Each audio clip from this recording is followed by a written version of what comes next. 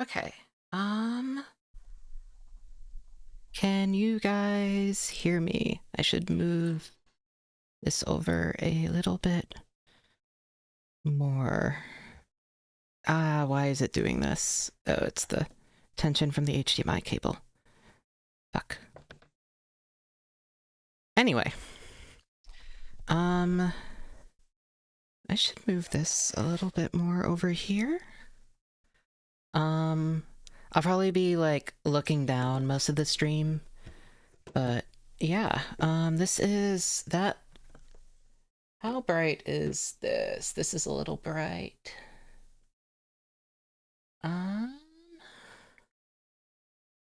This is the issue with using an actual camera. I think this is a little bit better. Yeah.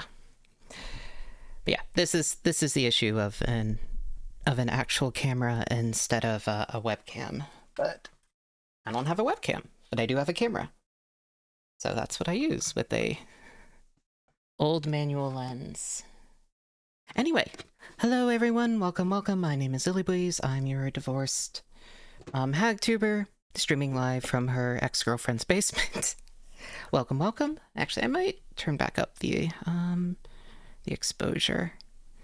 Sorry, I'm fiddling with like a lens probably older than anyone in chat, if I had to guess. Thank you, BN. It's been a little rough with health, but it should hopefully get better soon.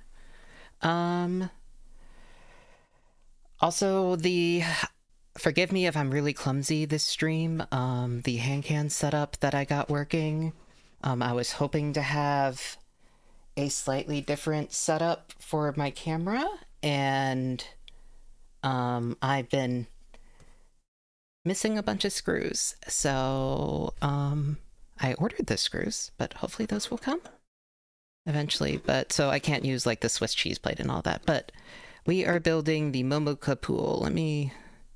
That's a lot of glare. That just impacts the direction of the glare. Okay then. Well, also I'm trying out something where I have like a tiny little monitor over here, so that I can see what chat is saying. Ideally, I would put it right like up there, but it can't reach there right now. But hopefully it'll be better. So I need to play with a bunch to get this setup done, but I haven't been feeling great. So this is what I got set up this morning. I got coffee with Seymour, who is visiting, and then I came back into this while he went and did a bunch of errands and stuff. I think got himself like soup from a Chinese place. Anyway. Yeah, I've not built GUNPLA in a very long time. Like, it's been actual years. I don't know if it's been like 3, 4, or 5 years. Somewhere around that. But I've had this kit. It is a redesign of one of my favorite kits of all... Not one of my favorite kits, one of my favorite designs of all time. The actual kit is kind of garbage that came out of it. The old no gray Kapool. And if you guys can see, I might need to adjust focus. Whoop, whoop. It has a little guy. And the little guy can go inside the big guy. That is barely in focus. That is the problem with having an actual manual lens. But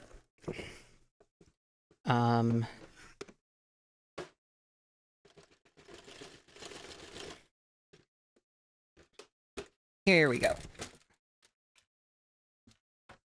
So, fresh, unopened GUNPLA. Only a few runners, and then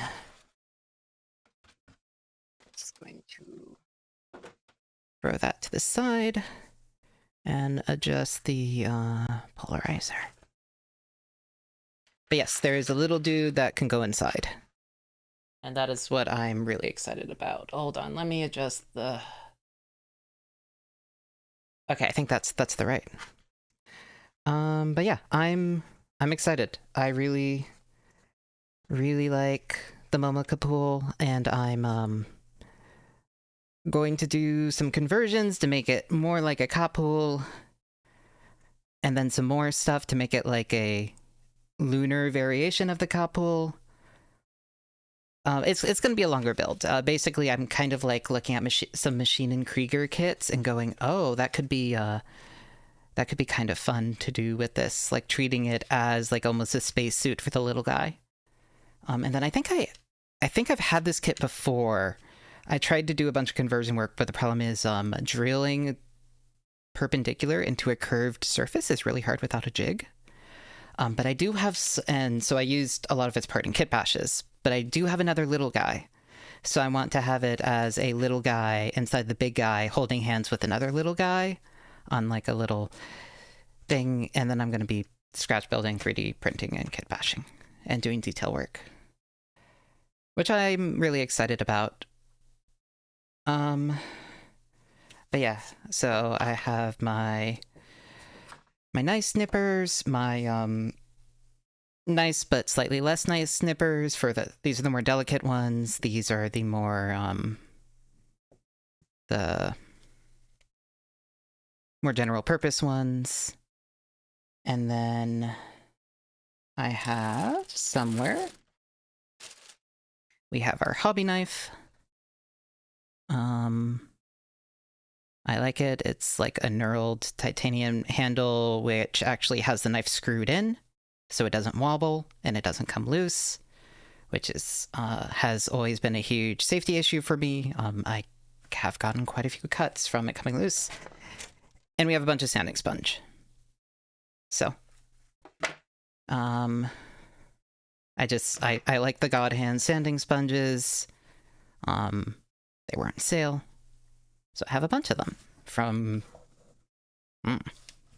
some point. But yeah, I guess I'll get into it. This is, oh, I should have a BGM on. Hold on.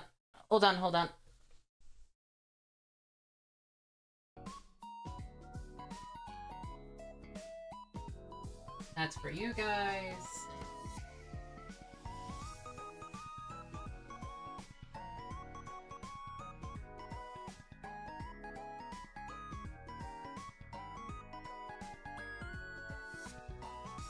And that one's for me.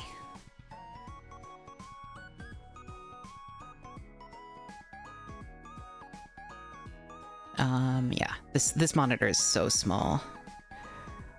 So I mostly do a lot of kit patches, scratch building. I really like the woundwort.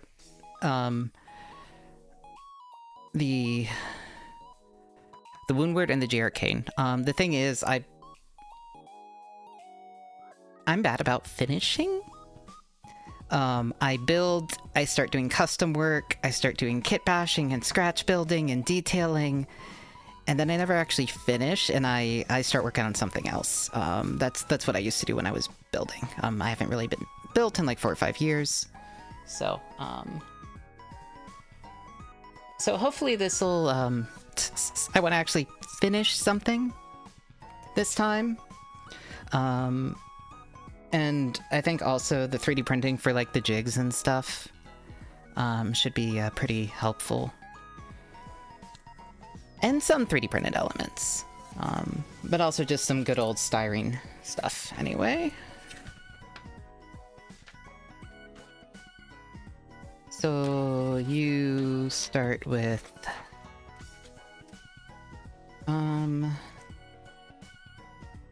so that's the B runner, the C2, B1, C2.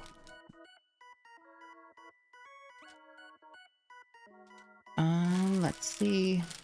There we go. Actually, yeah, so there is... No, I want C2. Oh, well, I need to open all these runners anyway.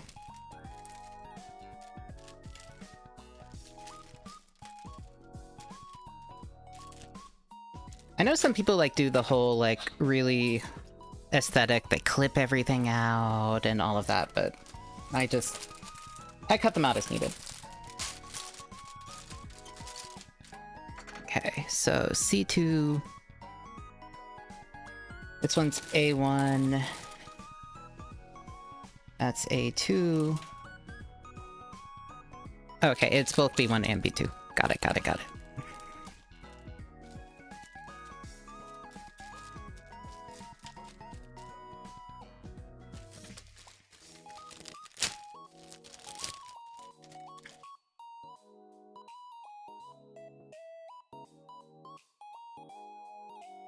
Yeah, but even then, even for airbrushing, like, I say this like I've ever fully finished painting a kit, but, instead of getting distracted halfway.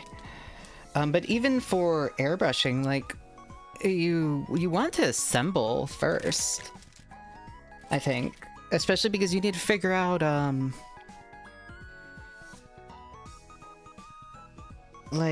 what, like, seam lines you want to get rid of, what,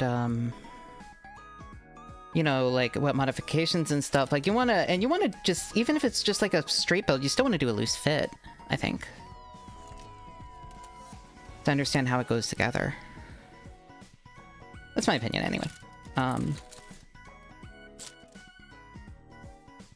B1. Where on earth is... So that's B2. Where is B1? Oh, B1's this giant gray one that I keep missing. Okay. A bunch of stickers, which we will probably never use.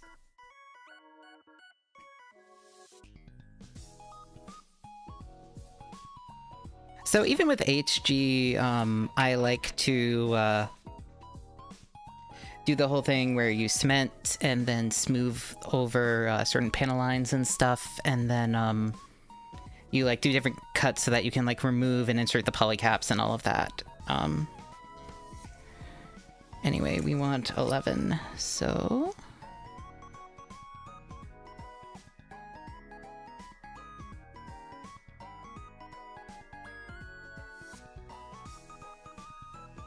Apologies for any dirt under my nails. I've been, like, digging through a bunch of boxes to find everything.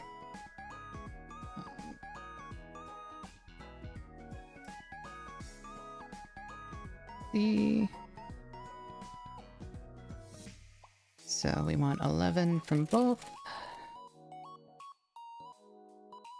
I really need to, like, finish unpacking. My mom's gonna come out and help, which should be kind of essential, because... yeah. I'm very bad at that kind of stuff myself. So if this is all internal, then I think the only part that, like, really needs sanding is gonna be that part. I'm gonna move this down so you guys can see it a little bit better. I wish I could have the camera a little higher, but with this setup I can't. Let's see. A little bit right there. Not just spring cleaning, like just getting unpacked. We never unpacked from the move is the problem.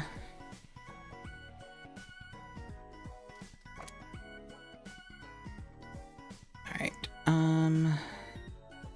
so where's that bit? Right here. Yeah, 240, I think?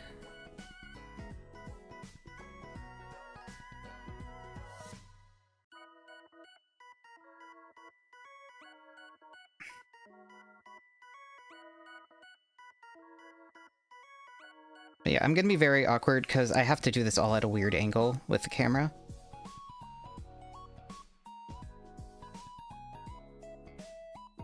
There we go, that worked. There's like this bevel that...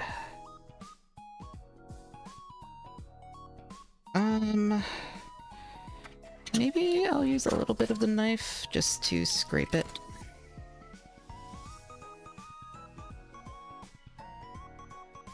Just to preserve that little bit. Yeah, that's probably fine. Just smooth it out a little bit. There we go.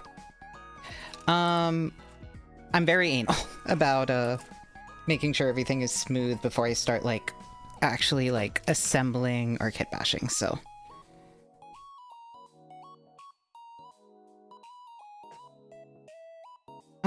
Actually, maybe a knife would work better for these than a sponge.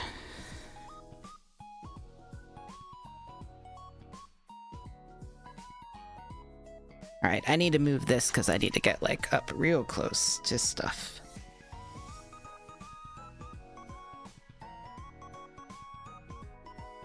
There we go.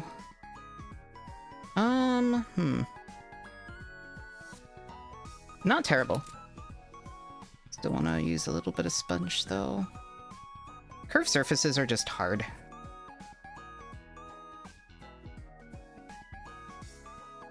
Alright. And I like doing it to where it's, like, completely smooth. I do not have any of my regular builds, and everything is, like, half-finished or completely disassembled. Turned into pieces in bins and boxes. Like, I've never really... Like, besides, like, straight builds and stuff. I mean, I would do a straight build, and then I would disassemble... Basically, I treated them all like Legos. I still treat them like Legos. I just have a very strong idea for what I want to do with this one. So. Alright, so we want C2.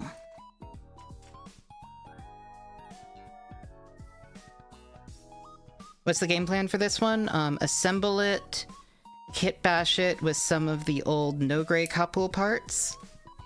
And then I am going to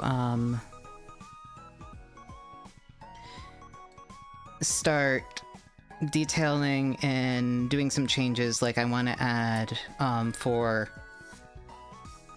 like, there are things like this part has like a nice detail. Let's see if I can get it in view. Kind of. There's a big detail on here. The original Kapool doesn't have that detail, and I think it kind of makes it... I'm basically, I kind of want this to look like a Maschinen Krieger, a little bit. Like a Maschinen Krieger kit. So a lot of this is going to be, kind of... Once I get some of the other parts kit bashed in, it's going to be modifying the geometry with either 3D printed parts or, scratch build work, and then I'm gonna add a bunch of detailing and stuff. Like, for instance, this has 2 eyes. I want it to be a single mono eye riding on a rail. So I'll add in the rail, I'll add in the, like, lens and the, like, eye and all of that kind of stuff. And then there's, like, these little parts are, like, flappy bits on the shoulders. But they just kind of clip in. I'm gonna want to add, like, little pistons and stuff, because it just doesn't mechanically look right to me. And then things like the feet, I'm gonna replace them with the no-grade Kapool, and then, but expand them a little. Just kind of make it, I don't know, just more like a, how I would imagine something on the moon. Something on the moon, kind of a la Maschinen Krieger would be. And then, like, do the interior where the little guy sits, make it into a proper cockpit and stuff. So, a lot of it's going to be 3D modeling and stuff. I'm going to be learning a lot on this build.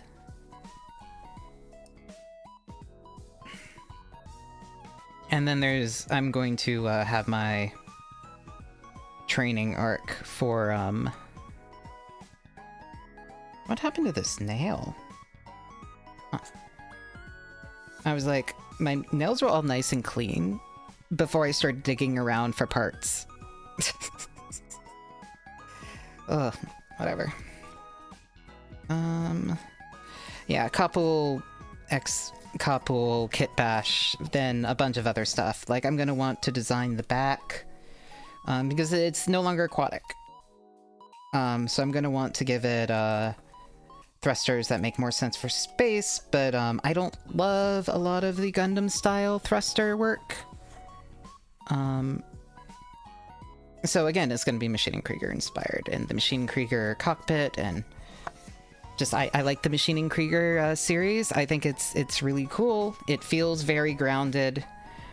Even though humans can't actually fit in those suits, but we don't worry about that. I'd heavily recommend looking it up if you're not familiar with it. It's by Kao Yokoyama, I think.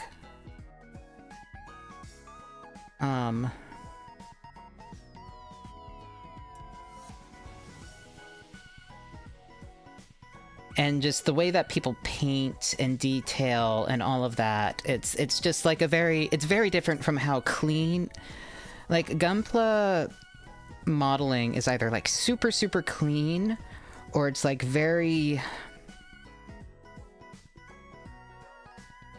old style plane and tank modeling.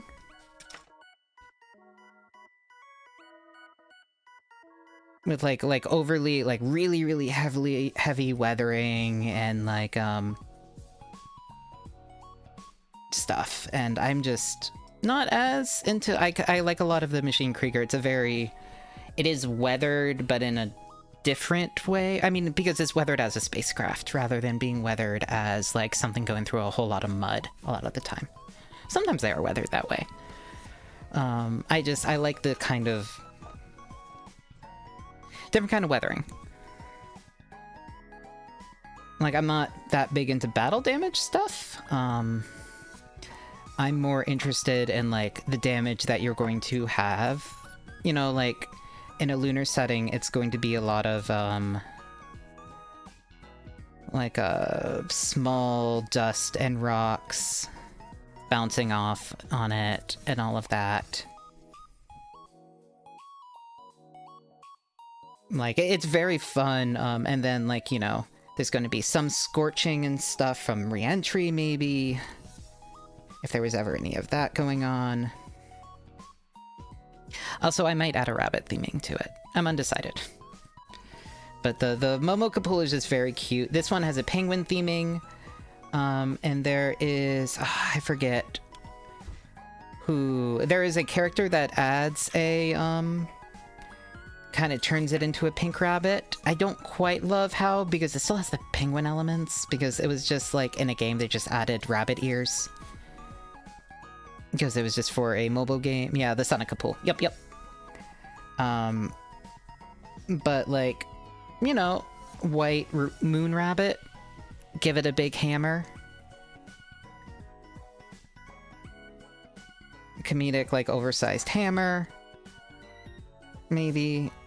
Or I could give the little petite Kapool the hammer.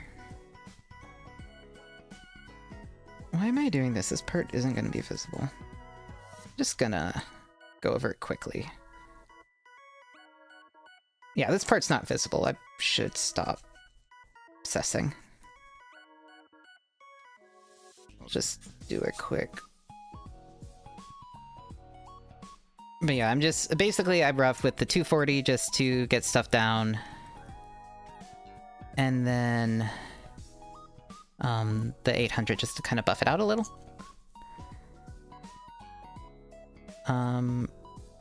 Works well enough, I think. I could maybe use the 400 instead of the 240. I think I will.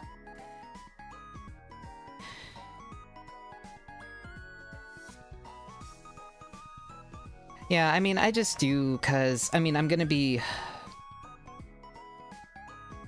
It's also just important for if I'm adding detail, but, like, this one's gonna be visible. None of this is gonna be visible, actually. The top parts might be... But I like knowing that it's the same idea where you, like, have detailing on the inside and the interior, and, like, you paint the inner frame. Is anyone ever gonna see it? No. Do you need to do it? No. But it makes you happy. That's why I do it.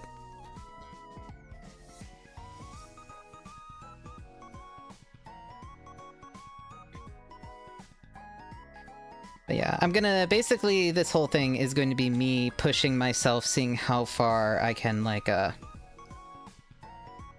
you know, because I haven't I'm really bad about finishing things, so I want to like really finish this and put a lot of effort into it in the process. I think that's going to be the fun part for me. But yes, I will take forever. I build slowly. I like polishing stuff down until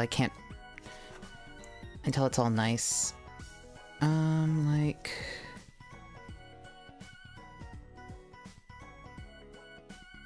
Yeah, I'm not really sure if if meticulous is the word I would use. Maybe anal. Yeah, like I'm not gonna do a bunch of scribing, maybe probably on interior stuff. But I also might. Yeah, this part is nice. This is fine. And if we need to, we can go over with one of the tools I have. For that. Okay. Polycaps. Yeah, also part of the reason why I haven't built is I go very slow. So, alright. And then... Are you making stuff from scratch? I'm doing both. I like kitbashing is using the other kits, and then scratch building is using stuff from usually styrene sheet and strips and rods. Sometimes putty, I'm bad at putty, so I use it way less. I like styrene. Basically, I know how plastic feels and like how it works with tooling and stuff, so it's just much more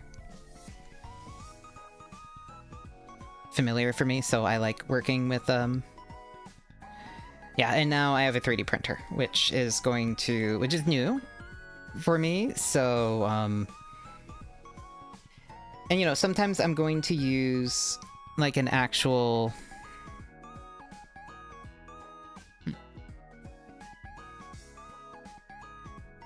yeah, sometimes I'm going to use it for like actual parts, and then sometimes I'm going to use it for jigs and guides and stuff for modifying plastic itself. Because the one thing with 3D printed parts, it's going to be harder to blend it in. It doesn't use the same like plastic cement and stuff. I have to use super glue with it. So I'm going to treat it like I would like a resin detail part, for instance. Alright, what way is... Okay. So this side up.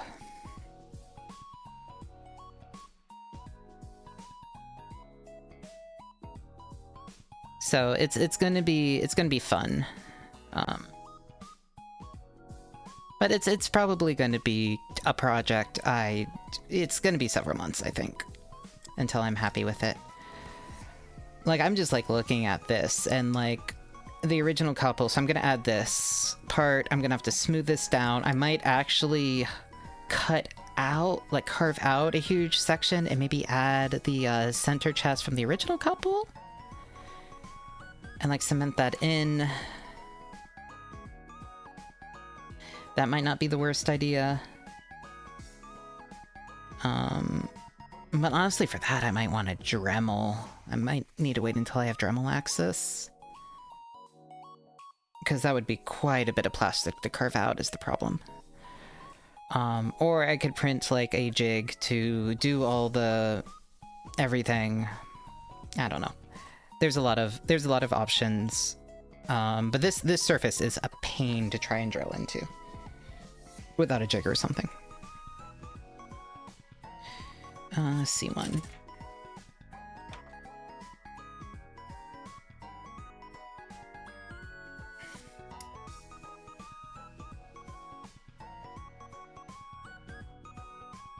There we go. So, yeah. I guess I'll just see how things work out and get it. I mean, I'll keep working on it until I'm happy with it, basically. I'm not looking forward to learning how to properly hand paint, though. because I've never really done hand painting. Well, for Gunpla. Yeah, I mean... Yeah, and some of the runners on this are even marked as Kapool instead of Momokapool, if I remember correctly. There's definitely signs that they meant, or that they intended to make a Kapool and just didn't.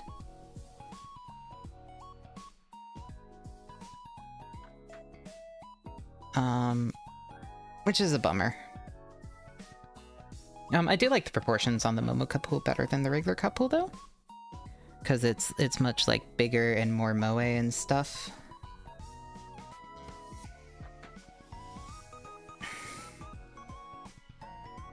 So.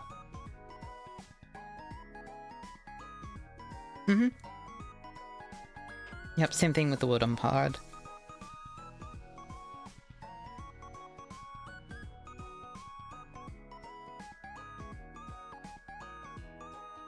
See, how does this feel?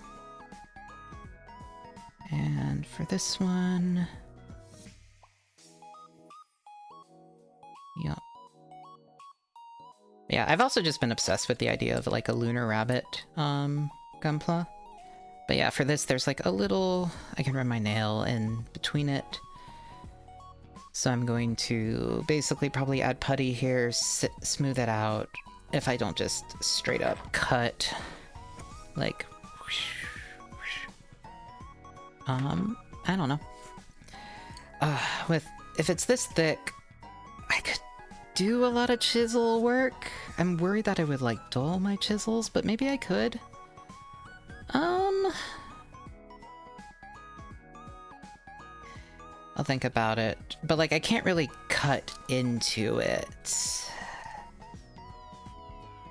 I think probably building a jig is the optimal way of doing it. Anyway. This one's 12, 12, and 7. Okay.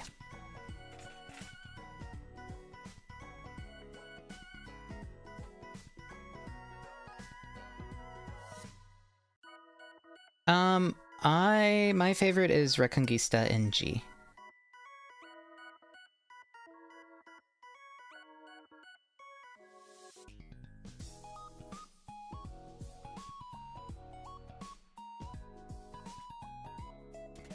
I know a lot of people don't like that one, but that one is my favorite by far. I like the original series, and I like the movie compilations for it too.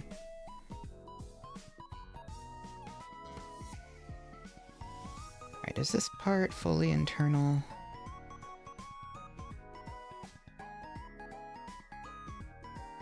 Yeah, but might as well. But yeah, it must be fully internal. This thing has mold lines on it.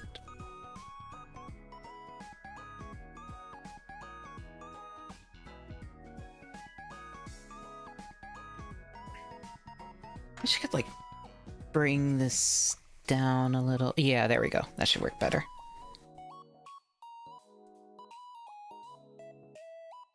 Yeah, there's, like, this awful mold line. It's gonna be impossible to see. There is an awful mold line on this piece. Well, thankfully it's internal. Otherwise I'd be probably losing my mind over it.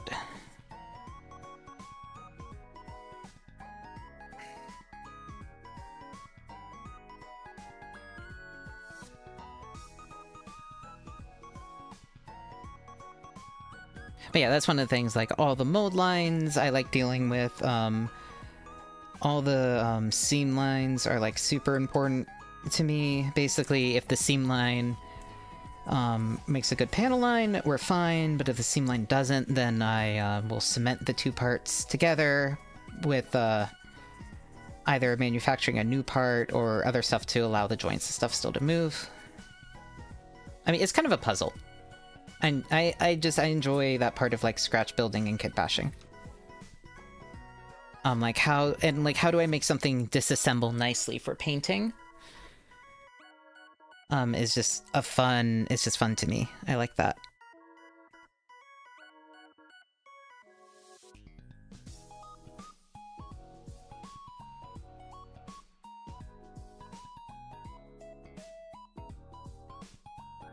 What do I paint with? So I've done some airbrush painting, but like I haven't done much painting. That's the thing. Usually by the time I get to the painting step, I get distracted. That's my problem. So for this one, I want to try hand painting though. Just because I don't have a booth set up here. And I like using lacquers. Like I really like the emote paints. So I'm gonna try handwork, and there's like a lot of in the Machining Krieger community, like Lincoln Wright and a bunch of the others do handwork with lacquers, and I really like how it looks. So I'm gonna be practicing a whole lot of that with this kit. It's going to be a huge learning experience. I'm gonna be painting a lot of spoons and just spare parts that I find. It'll be interesting, I think. It's also, I'm gonna learn a bunch of different washes and stuff with decals and all of that.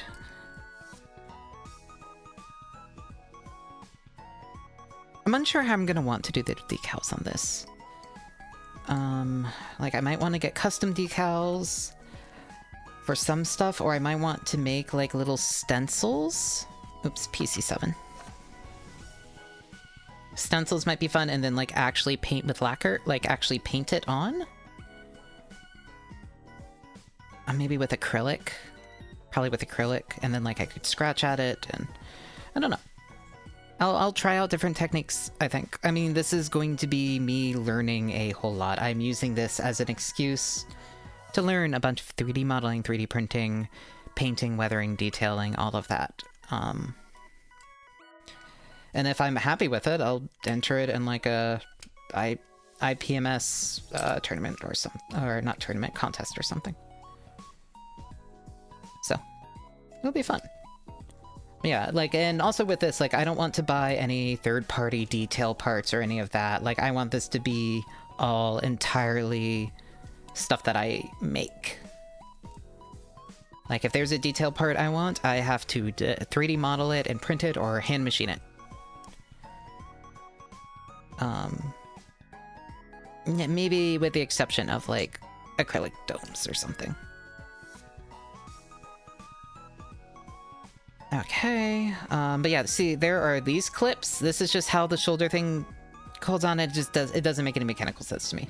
I mean, it is, obviously, it's not really paid attention to, but like, that's like the little things that bug me, so that's probably where a lot of my time is going to be, and pistons at this scale, yeah, that's going to be a hand thing. That's not going to be a 3D print thing. I don't have a resin printer. I just have an FDM printer. So for large shapes that I can hand finish, it'll be great. But for like really small details, it's all gonna be handwork. And that's fine.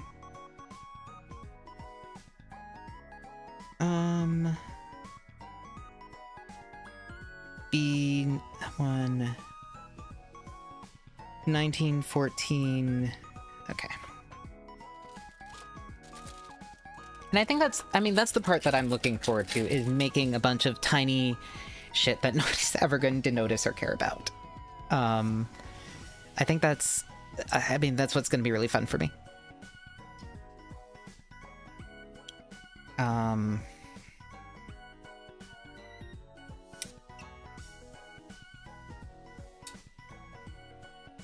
I mean, if it... I'll see how things work out. Maybe I'll post it on Gunsta when I'm done. I'm gonna make this... Yeah, it's an excuse to learn as many new modeling techniques as I can. Does a yes.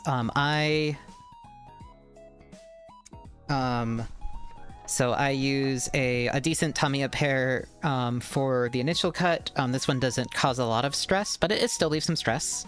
And it's more durable than the like nice God Hands pair, which cuts really smoothly. There's still a little bit mark, but I just hit it a few times with like 400 grit sanding sponge or or a knife. Like, I'm not an expert. Okay, no, I've actually done a whole lot of straight builds. They just never stay assembled. But yes, no, the quality of your tools actually does matter a lot. I mean, there's a lot. You don't need to buy a pair of God hands nowadays. Like, that's not necessary. There's a lot of much cheaper options.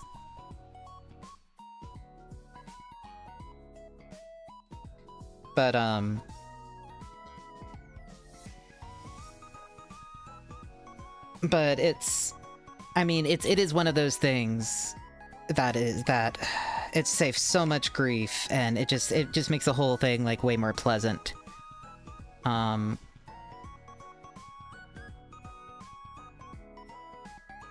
But like, it makes it easier. You can still do and if you're painting, stress marks don't matter as much.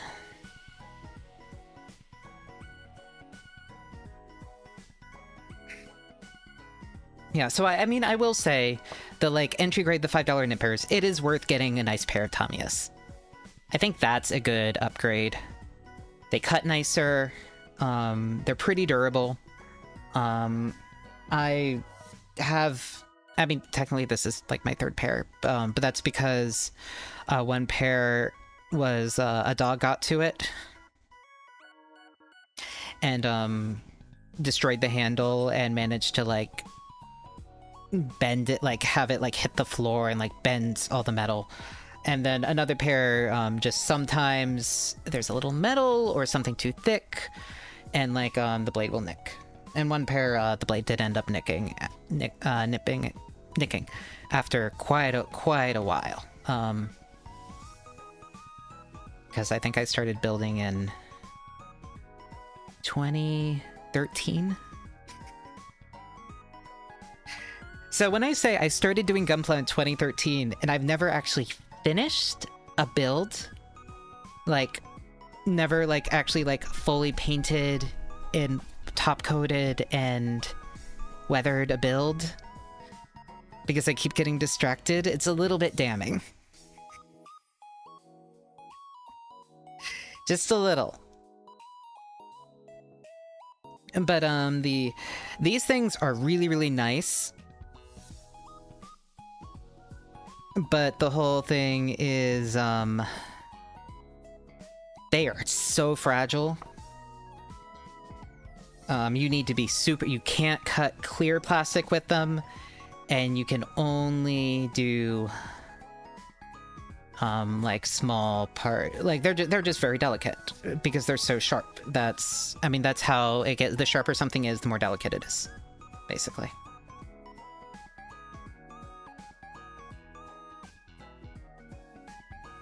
Hello, you. Nice to meet you.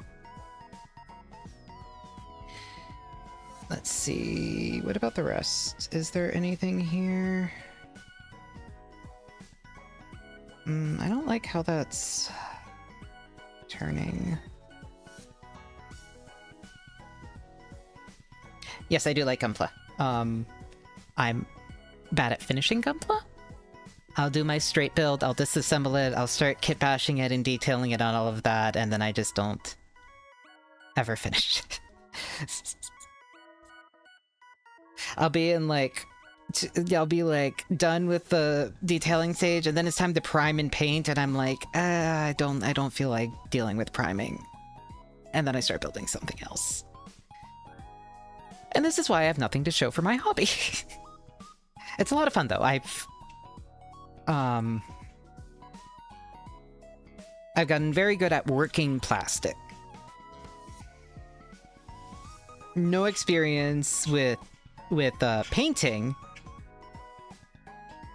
but yeah, now that it's on stream, it'll be not much. I'm just starting a kit that is probably going to be the start of a multi-month project of scratch building and custom work and kit bashing and 3D printing and detailing and painting. It'll be a lot of fun. I have a lot of scribing, so like I I'm gonna have an excuse to use all my tools. I have so many tools, you guys. And they're all super specialized. Anyway. Are the pipes talking? They are. I'm sorry about that. Yeah, the heat is running. It's cold here. It snowed. And I have the mic, unfortunately, pointing more backwards towards them than I do usually because just of where I have it, how this table is set up.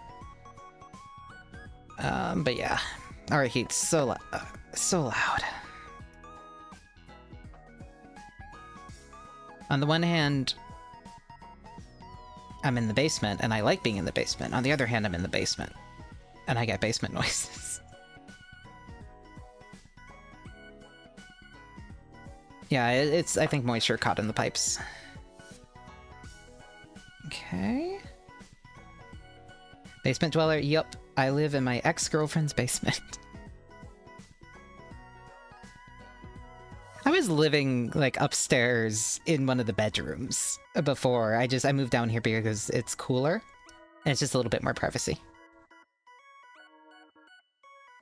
Because we can't close our doors because of the cats.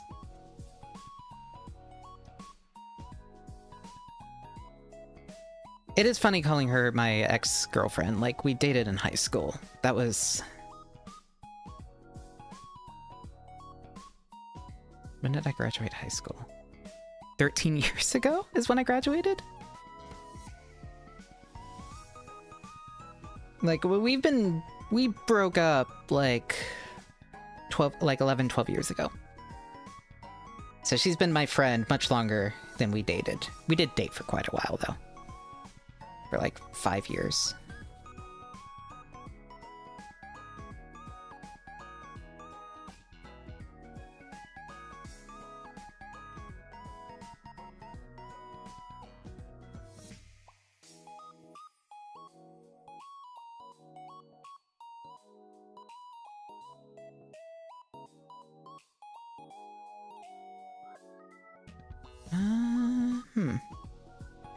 That's an annoying one.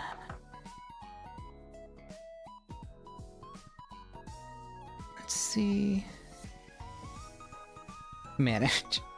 Yeah, a manager, but not in like a professional manager way. Manager as in like, yeah, as in caretaker. Making sure I eat and stuff.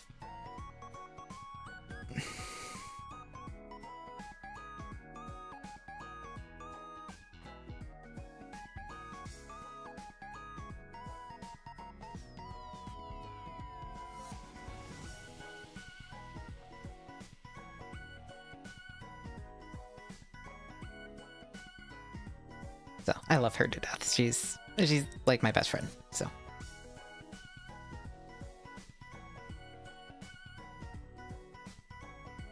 I am going to try and get her to stream on this channel, horror games occasionally. Like old horror games. I think me and her boyfriend are gonna, like, try and get her to do it.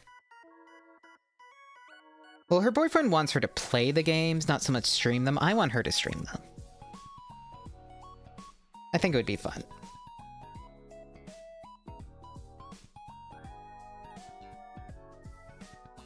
Try. Not like I can make her do anything. Yeah, but I think Silent Hill 3 will be... Yeah, she could pilot, but I think I'm probably going to pilot myself, maybe. And give her a dog. I don't know how we're gonna do it. I only have the one mic.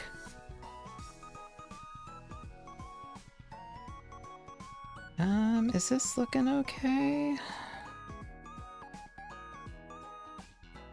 I don't love it, but I think it's... I think she's mostly fine.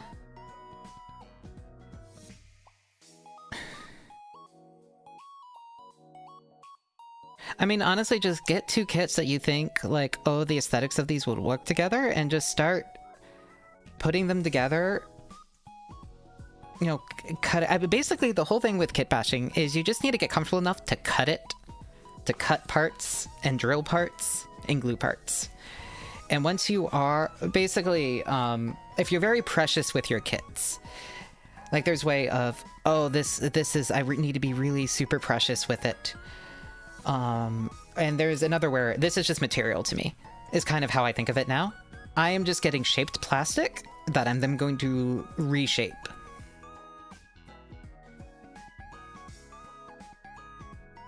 Like, I know I'm going to be drilling holes in this, cutting it up.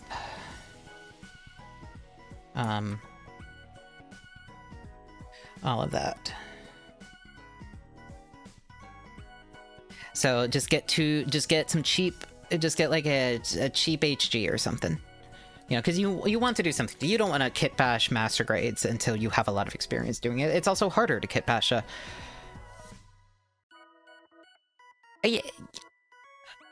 It's harder to kit bash a master grade, but it's easier to detail a master grade because it's a larger canvas, if that makes sense.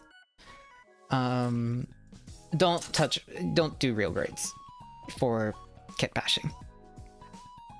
I've tried. It doesn't work well. Too tiny, too detailed. Yeah, like, do some HG grunt suit. Mix a couple.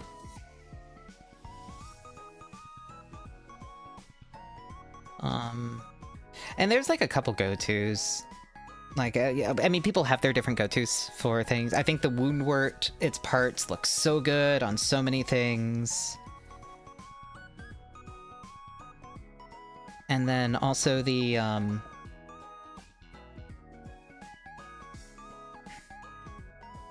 guys can't see this. I'm gonna fix this camera setup and I'm gonna be so happy. I just need to wait for the screws. I got like a nice, like a cheese plate. Is that the term? I think it might be. I think that might be the term. But I don't have the screws for it. And like, I have a nice, swivel thing with like the swivel thing with an arc adapter. Yeah, woundwort's meant to be modded.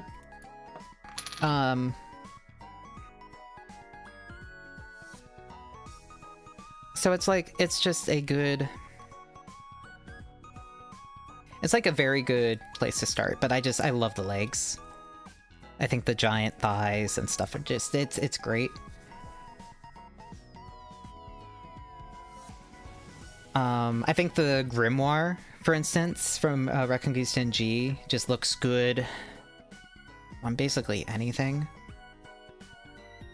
If it has round parts, it looks good. The grimoire has some good elements.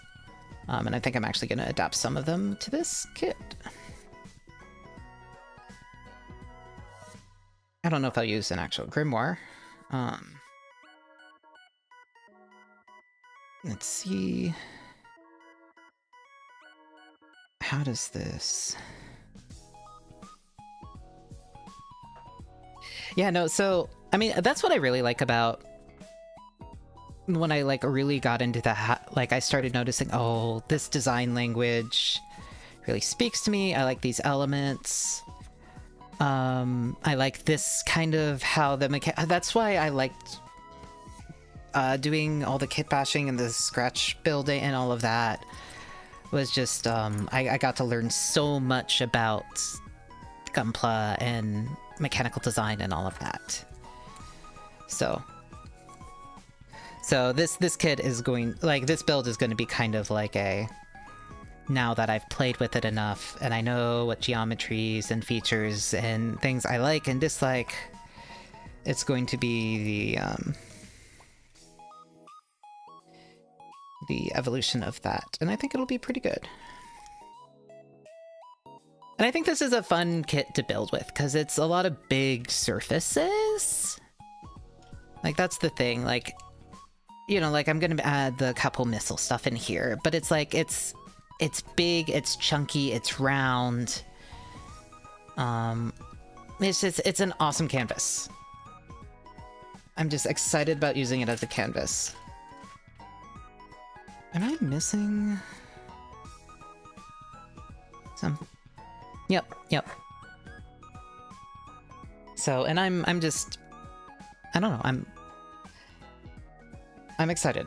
I've been thinking about, I've been saving reference photos, I've been looking up stuff.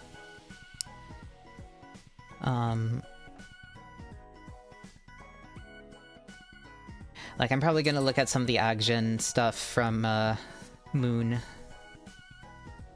that Ippei Gyobu worked on.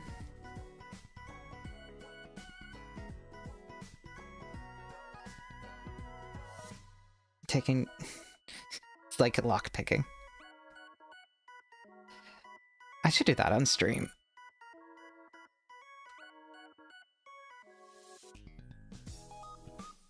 Or not, it kind of fucks up my hands a little.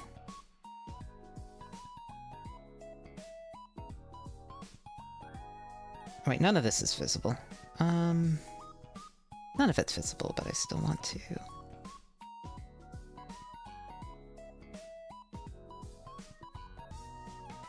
Ippei Gyobu's definitely one of my favorites. The G Arcane is my favorite mecha design.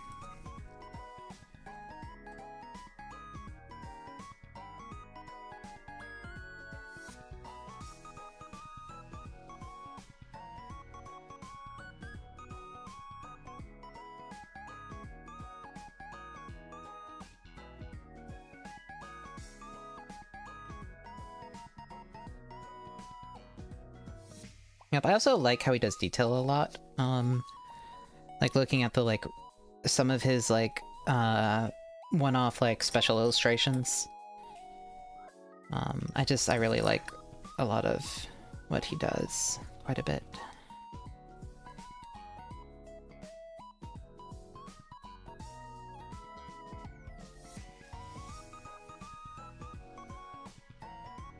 Alright, why is this not going in?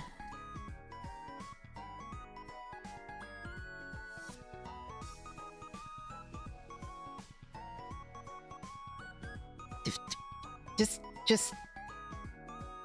Okay, there we go. Are you in now? Yes. And now I can rotate the little eyes.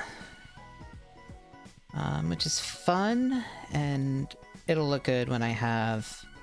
So I'm like looking at this, I need to connect this, make this less... So it clips in...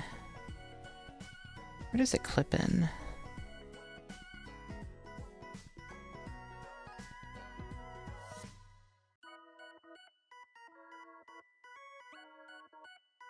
Did I miss a part? I did not. Oh, it just clips in here. And now we have the boy and he can pop up. I think that'll be cemented with the back part. But I want... This doesn't look good to me, so I'm gonna need to do a lot of work there. I want this running on a rail, which is going to make closing it very hard. Well, actually, it doesn't close all the way because it's covered. So I don't need to worry that much.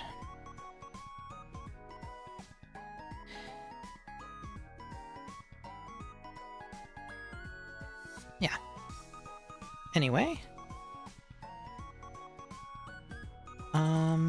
11.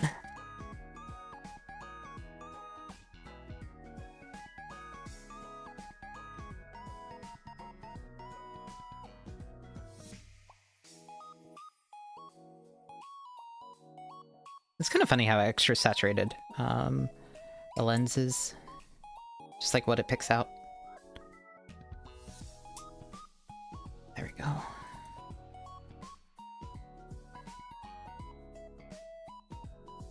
It's an old lens. I mean, because I'm using like an actual... This is like an old film camera lens that I have on here. So it's just kind of funny seeing what it does. Very different, I think, what I get than from a webcam, for that reason. Oh, there was a gash here? Hello. I'm doing better. The fatigue is bad, but besides that, we're doing better. Huh, there's like a gash here I don't like. I'm just gonna buff that out real quick. Yeah, that works. All right.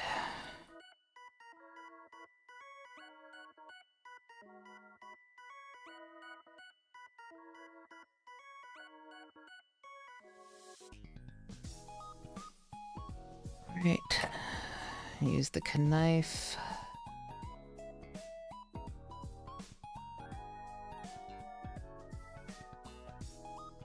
Also, I'm using this curved blade because it's easier for me to cut towards myself without injuring myself.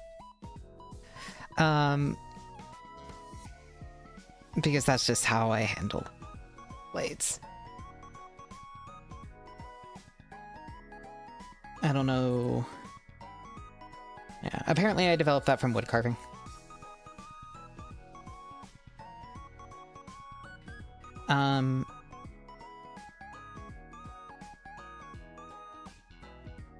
To be fair, most of my injuries are not from actually this part. That usually doesn't cause, it's from the blade slipping. Either the handle slipping or the blade itself slipping out of the hold, which is why I'm using this knife, which has a little screw. I'm securing it. So it's actually like 3 parts. It's like a little thing that wraps around the blade and then 2 parts of the handle. And it is knurled, so the handle itself doesn't slip either. So, basically, it's gone from one of the riskiest tools for me to use to like surprisingly safe. There we go. I think 400. Yeah.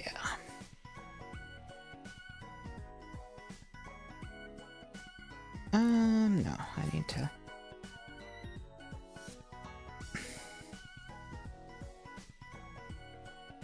But yeah, you can see how slow I go. I like my parts to be perfectly smooth. It saves me work later.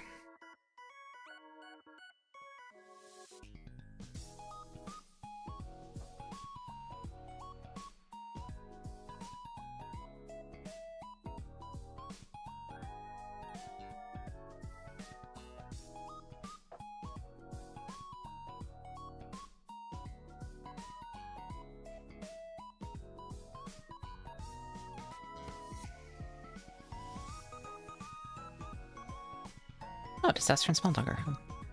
Oh, I think they went to the like, Baltimore Parade.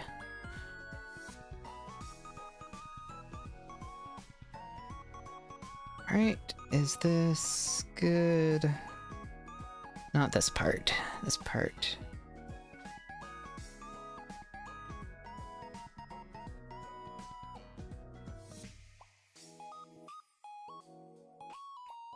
Um, 240, I think.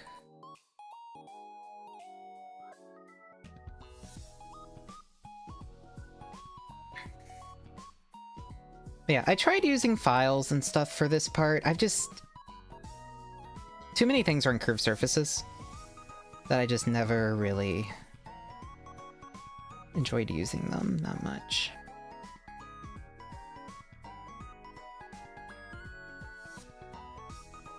Yeah, they're like little spongy blocks. I use the God Hand brand. I like God Hand tools. I like their sanding sponges and paper, and I know, I think they use the Japanese standard, but I know what to expect with them.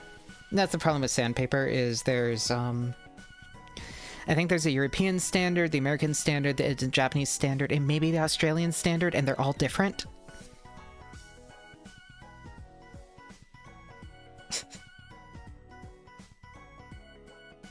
And then what material they're made out of can also affects things. Whether they have a hard backing or a soft backing, whether it's wet or dry, changes how it works. So it's like, So basically, instead of instead of going off of the numbers, well, I can go off the numbers of these because I've used these enough that I know what they are. I will feel it and be like, okay, it's going to be about this amount. So I do a lot of stuff by touch. I mean, that's also how I do the nubs. I actually don't do them by sight. I do them entirely by feel. Basically, if I can run my nail across it smoothly, I'm happy. Because it means nothing's gonna show up later.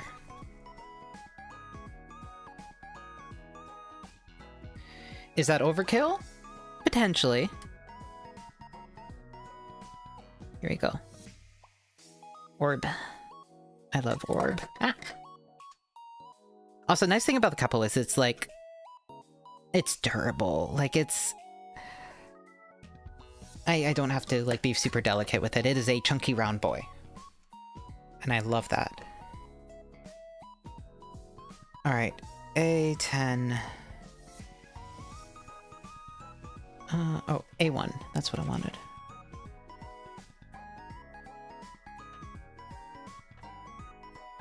But yeah, no, the whole thing, it's annoying. I just buy a bunch of grits, basically, and just go by feel. Or just test them out.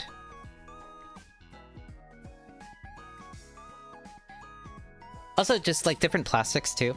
Not even just between, like, polystyrene and ABS, but, like, you'll notice, like, different formulations that they use, because they use different formulations of plastic. Like, they try and keep their formulations accurate to when the kit was produced, because, I mean, the molds were designed with certain formulations in mind.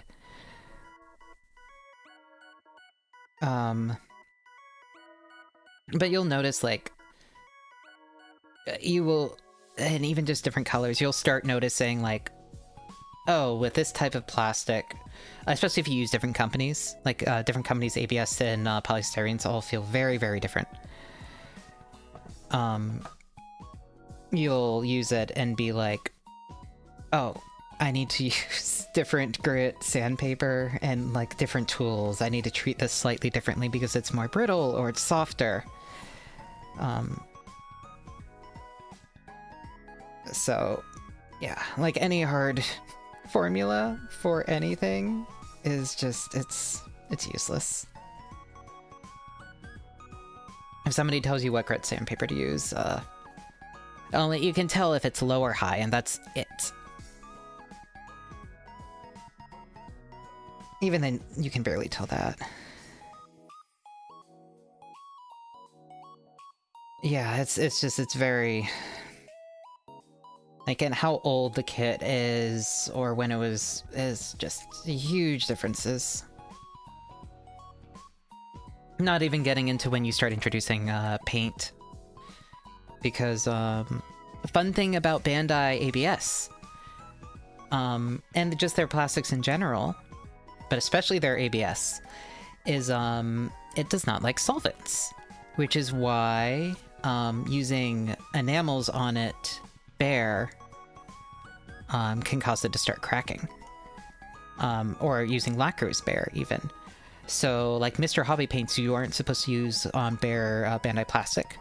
But other ones tend not to be, to react as strongly. They still react, but they don't react as strongly. So some people, like some Japanese professionals, will straight up just paint on it without primer. And it works fine. That's one of the funny things about Gundam markers, too. You want to keep Gundam markers away from the ABS parts, because they have solvent in them. I hate acrylic paint. I've used acrylic paint a lot. I hate it. It's like, it's awful. Awful stuff.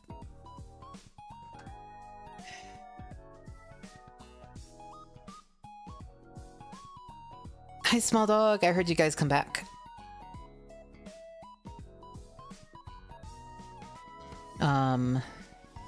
Maybe I actually go get like a hot drink. Or a cold drink. Or an alcoholic drink.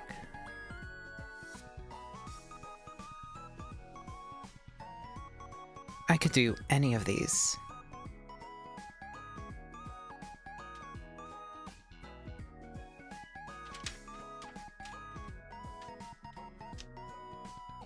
You guys had hot chocolates. Awesome. Alright.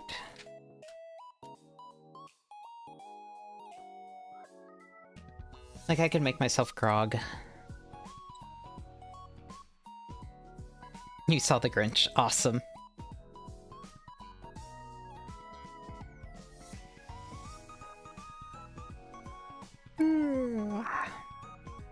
Why do you hate acrylics? They're really fragile. They're usually not as highly pigmented. And they don't go on as cleanly and smoothly and as level. Also, the reason I really like lacquers is because lacquers don't fully cure or dry. Unlike any of the others. So lacquers reactivate when you apply the solvent to it, or another layer of lacquer.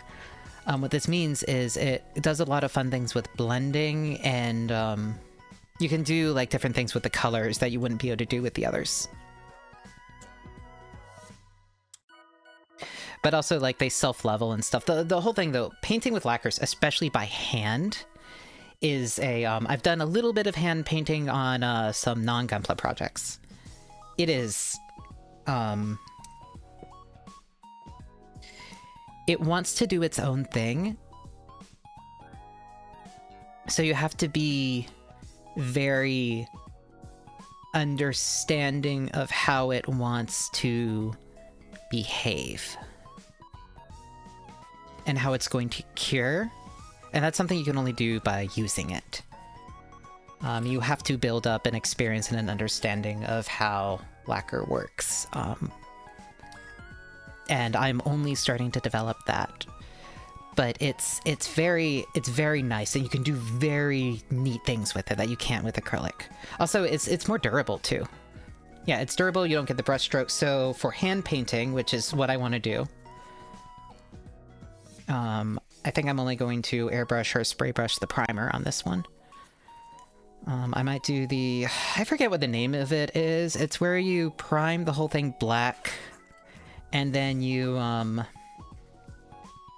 do gray like this, and then you do white like this. So then you get black where there would be shadows, and it kind of goes from bottom to up in a way. So for this, for a orb, people mostly do it with like Warhammer zenithal priming. I think it's zenithal priming. But because I plan on having this kit standing upright, I should be able to use the zenithal priming, and I think it'll add, just because it's an orb, it should work pretty well.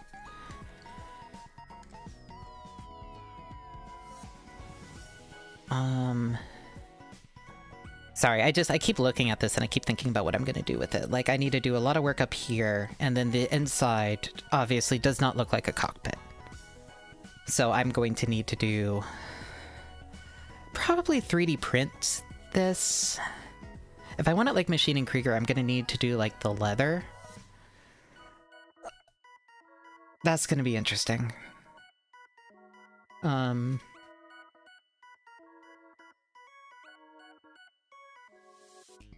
Like the upholstered inside in the cockpit. But that might be fun to do.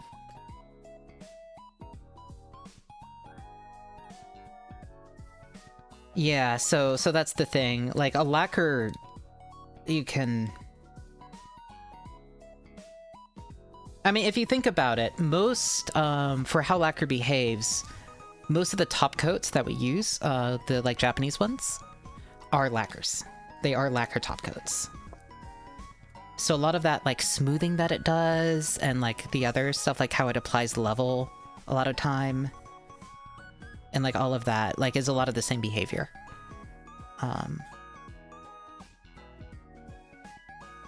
Also, the nice thing about lacquer is it's a good bottom, because like a bottom thing, because nothing eats into it besides other lacquer. Whereas I think lacquer and enamel, I think they can eat into acrylic, if I remember correctly. Like acrylic doesn't eat into anything, and nothing eats into lacquer. So if you want to do a bunch of works with different layering and stuff, different like weathering techniques, dry brushing, all of that, like I would probably, for this kit, I'm probably going to use lacquer base coat, enamel for panel lining and washing, and then I'll probably use like acrylic dry brushing. And maybe acrylic, like stencil decals using acrylic paint.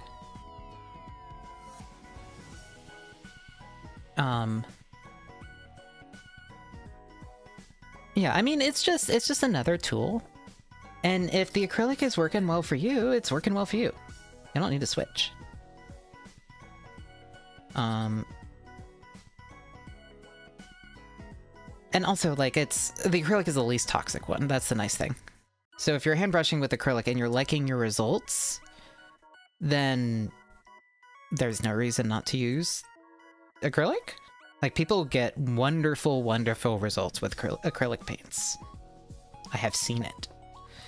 I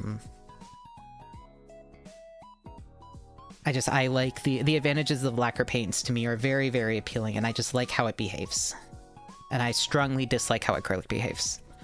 That is a hatred that came from art school.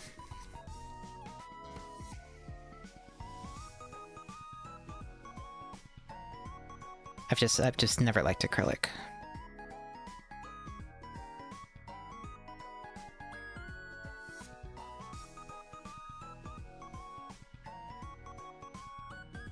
But you know, that's just how it is.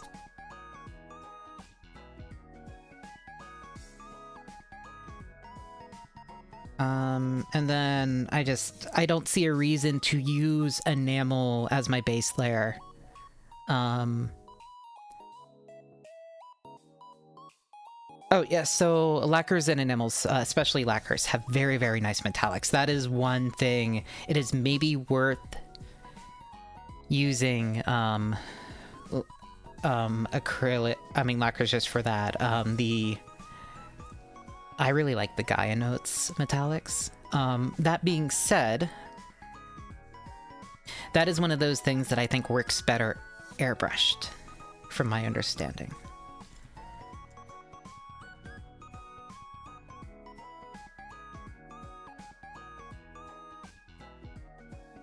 Like, I have an airbrush and stuff, so, like, I have all the... But I'm still gonna try with the hand... But no, I've actually... Hold on. I've gotten some pretty good results hand brushing metallics. Hand brushing metallic lacquers. You definitely need your black base coat to get them to work well, but I have had decent results with it. And by decent results, I mean I was using them to blend in non-metal material with metal material. So I had actual, like, aluminum and steel I was trying to blend stuff into, and I was using the metallic paints for that, and it worked pretty well.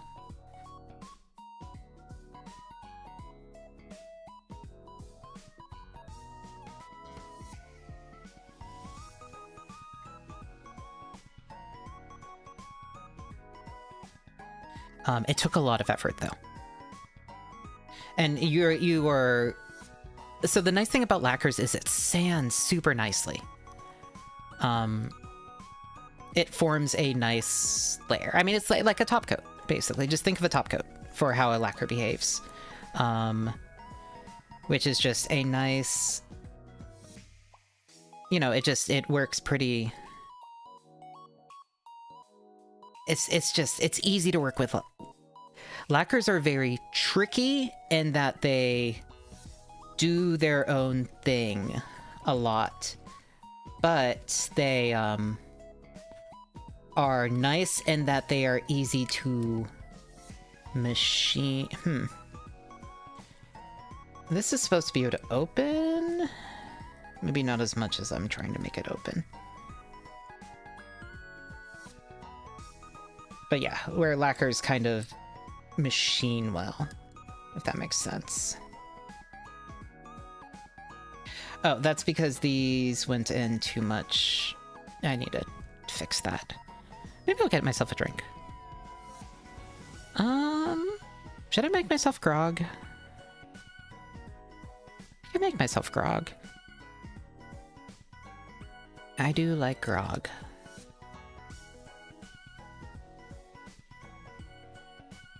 I'll finish this other piece first, I think, before I go get a drink.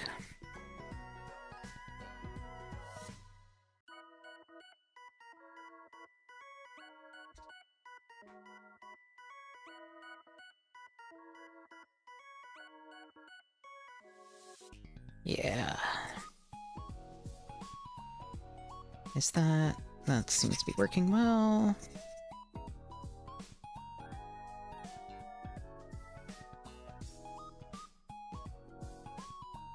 There we go. Also, as I get into it, it'll go faster, because this is my first... Is grog alcoholic? Yes. I will be having a total of a shot's worth of alcohol. That's the advantage.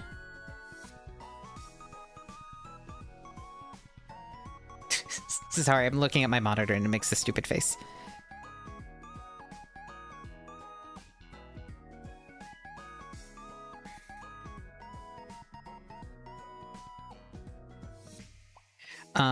It's a pretty... I mean, grog is at its core 4 parts water to 1 part rum. And then you can add sugar and lime juice. So, it is not much alcohol for the amount of drink. And I will only be using a single ounce of rum.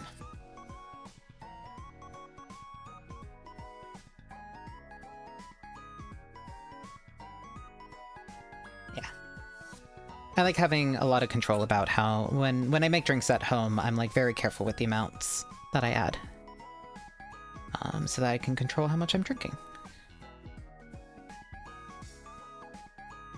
Oh, I cut that one way too close.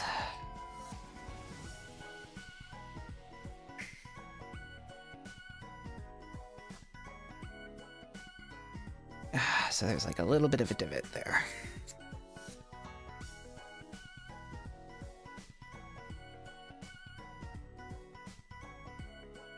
Nice thing, though, about having the, what's a good...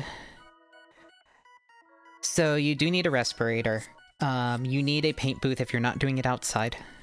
If you are airbrushing with enamels or lacquers, especially lacquers, or if you're thinning your acrylics with alcohol or any of that, you need to make sure that you use a booth. If you're not doing it outside, you need to use a booth with a brushless motor, because it can spark and cause an explosion otherwise.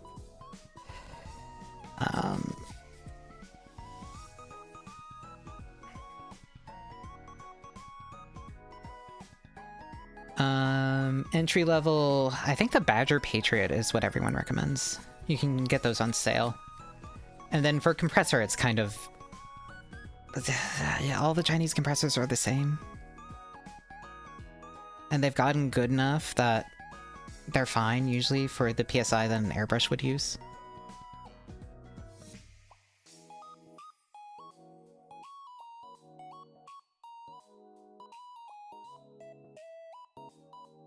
But everyone recommends the Badger Patriot. If you're in the US. I don't know what what the brands are that people recommend outside of the US, unfortunately. And I'm sure there's some awesome Chinese brands now. Just... No, most compressors that you get off of Amazon, for instance, are going to just be drop shipped, no-name generic Chinese compressors sold under different names. And from my understanding, a lot of them are pretty much the same, and they mostly tend to work fine. You can buy off of AliExpress if you want to buy off of AliExpress, but...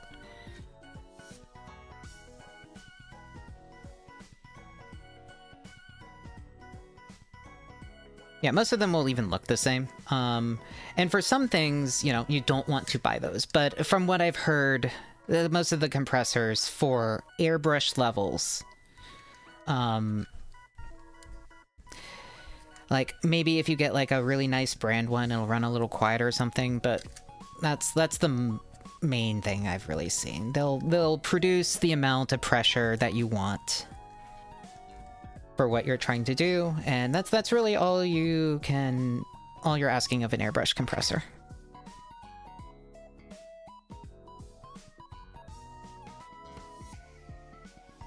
So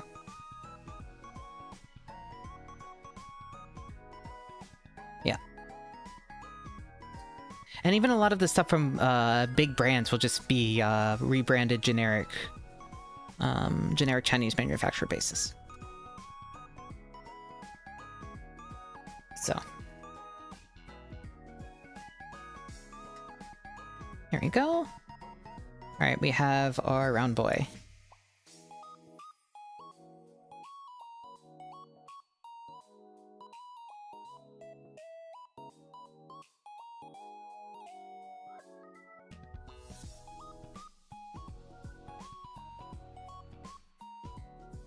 Alright, I'm going to go make some grog. I will be right back. Let me add some text.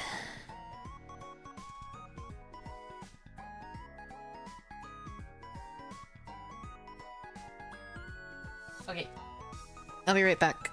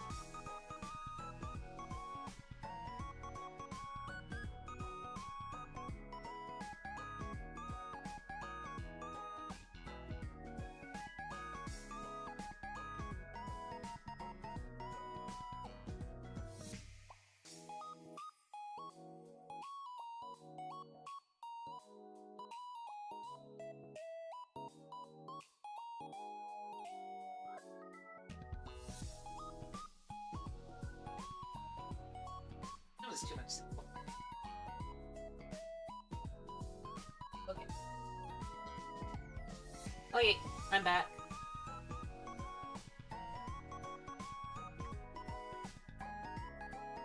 I think I added too much simple to it.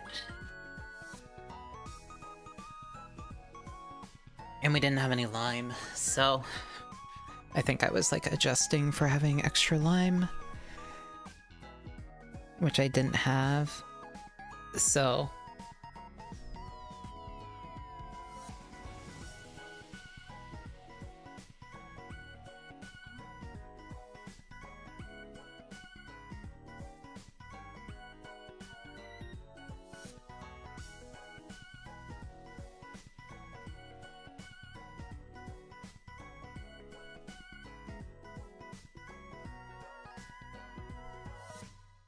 oh well.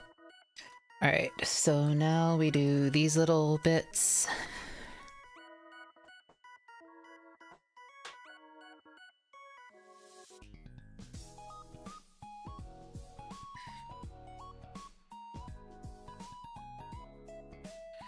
Which I just strongly do not like how these clip on. I think it looks like it just looks bad to me.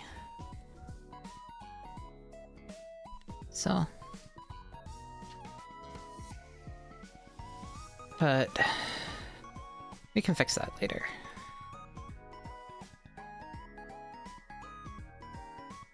Let's see.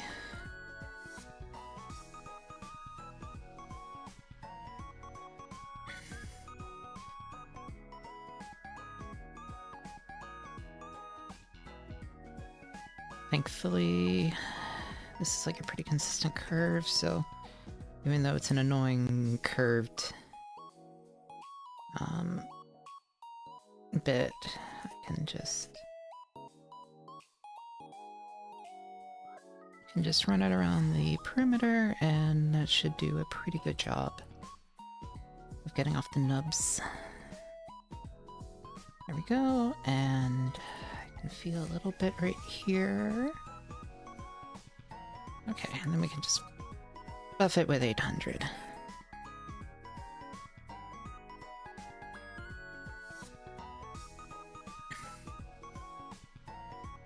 And that's mostly fine. So now we just clip this onto here. And then he has a little flappy bit.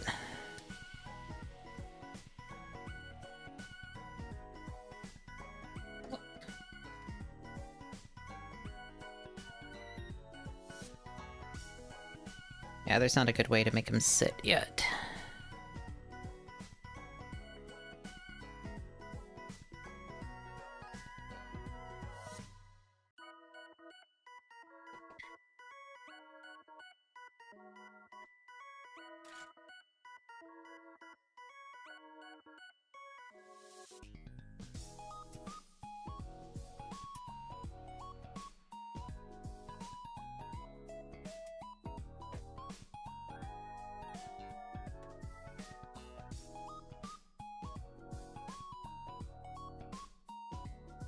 I want to not cut these too close because I don't want the divot, and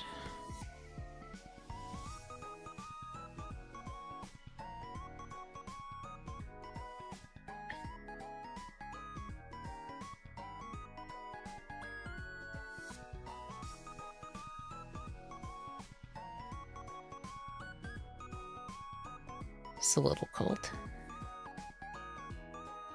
It's just a little cold. Oh, there we go. Come on.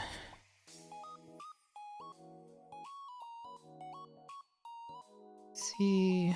Yep, that feels good. Let me just hit it with the 800.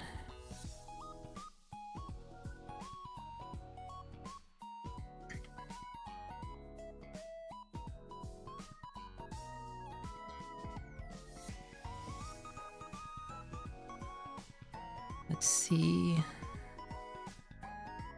For detail, I'm probably gonna want like some sort of, like, I imagine there'd be some sort of I forget what they're called, but the bits where you like can dig in with machinery to like move it up. like access points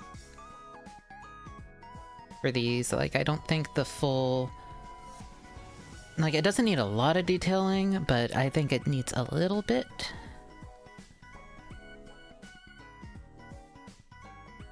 It's too flat, basically.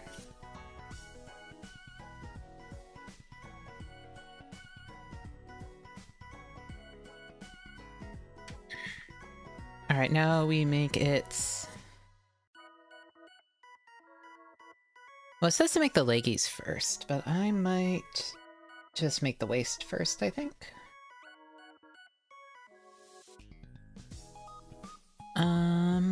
So let's see. Yeah, I think I'm gonna make the waist first so then we can attach the legs directly after.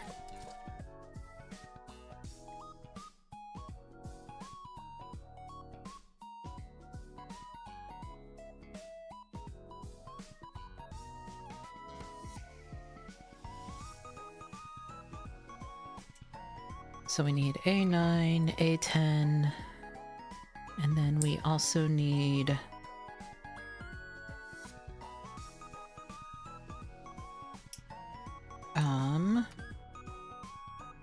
Maybe I should be holding stuff up to the mic as I cut it. I'm gonna actually... Hold on. Sorry.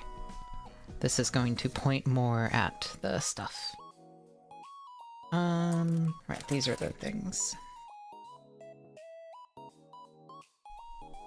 So hopefully this works just a little bit better. You guys can hear a little bit more. Never mind, it's not gonna work. That's not gonna work. Also I should sit normally in my chair. There we go. Gonna change this back. Let's see.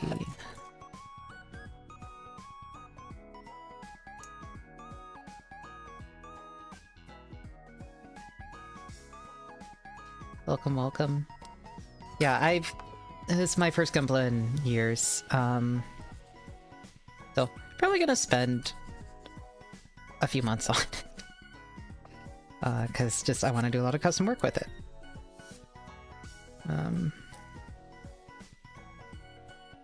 3D printing, scratch building, scribing, hit bashing, painting, weathering, just the whole everything.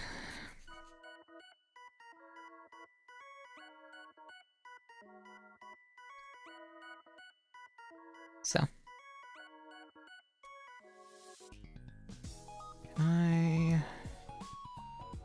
Oh, that came out a little bit more. Oh, there's the 400.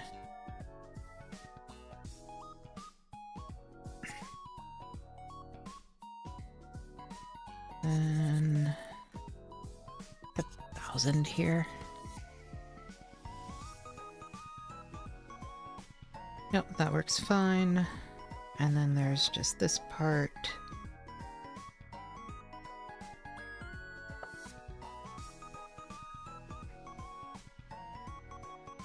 Just hit that a couple times. Yep, that works. Bum, bum, bum.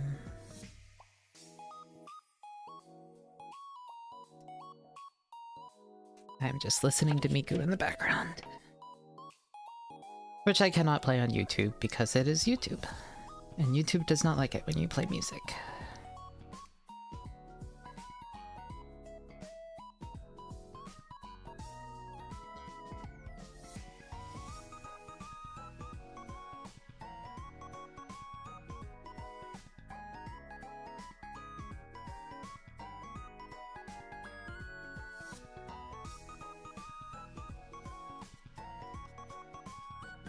Oh, hi Homo!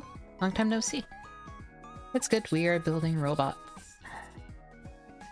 An extremely round robot.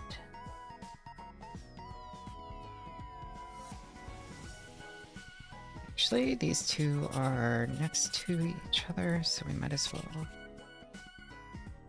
You built this one before? Well, mine's gonna be better. Oh, well, mine's gonna be better than yours.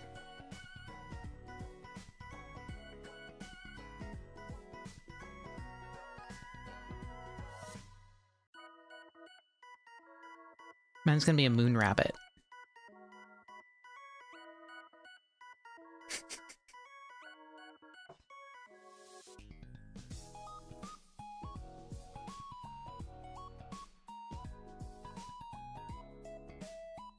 Where did the other... Let's see, where was that other nub? Oh, it was there.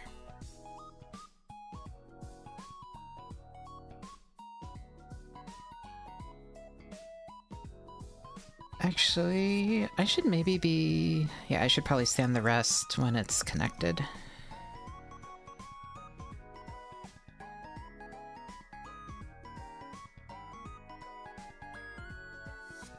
Where did the other one go? There it goes.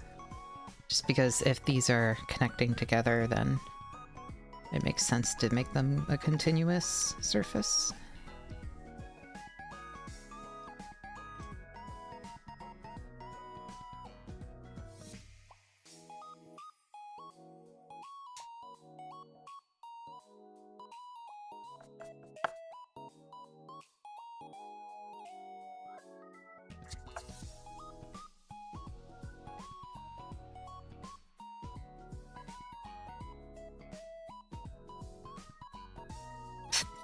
I'm just hearing bits of upstairs conversation with Small Dog and her boyfriend and Seymour. They are talking about, I think, when they started drinking black coffee. So. Which, I'll be honest, I didn't start drinking black coffee until...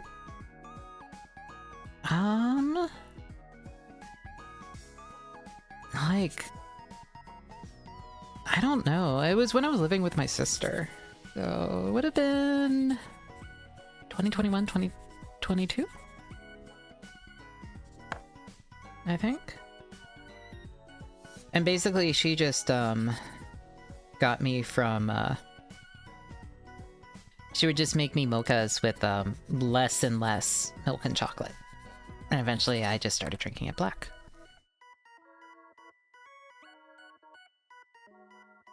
I never liked coffee growing up. I didn't like bitter things. I still don't like a lot of bitter things. I'm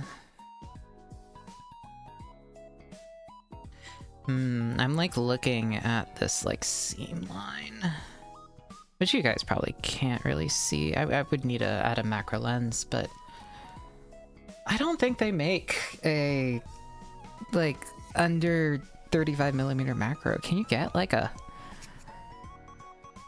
What would I need? Like a 14mm, like an 18mm macro I think would be ideal. I don't think that's a thing. Maybe it is. I don't actually know camera lenses that well.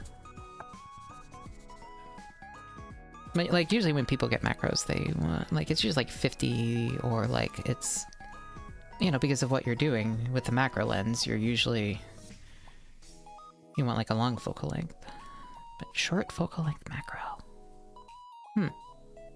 Anyway.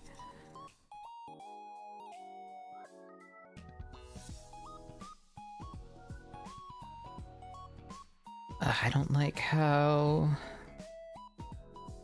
So I'm gonna either need to add panel lines to this or completely change how it works. I think panel lines are probably the way to go. Yeah, I don't think there's any good way to modify this if I want to have the insides be a separate color easily. That's fine though. Let's see. One. Here it is.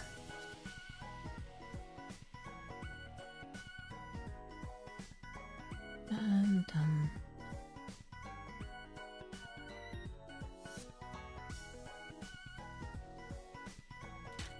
however, adding panel lines easy. That's the nice thing. I have all the tools that I need to do it, which is basically just a weird, almost scribing tool with a 90-degree angle on it. You basically just kind of scrape it with a blade. And it adds a... Is it chamfer? I don't know. You scrape it with a blade. In a certain way. And it just, it works.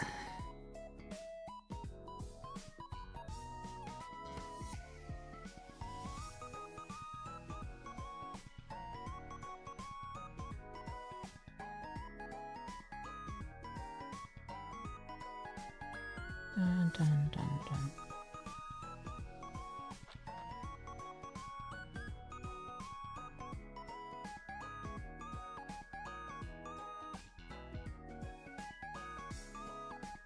Go.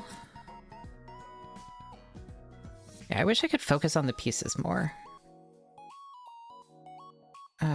Whatever, this is...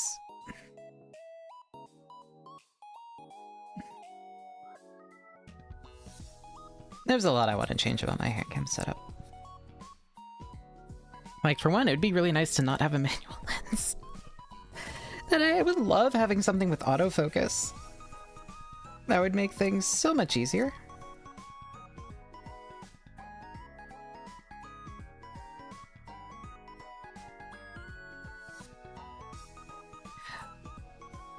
I mean, I could also just have a regular webcam, too. Instead of attaching a full mirrorless camera with an old manual Nikon lens on it. But that's what I have. I have my camera that I use for camera things, and now she's used for hand cam streams.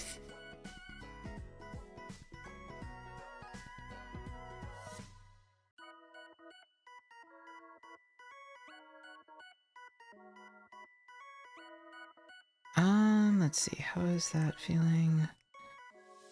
That's not great.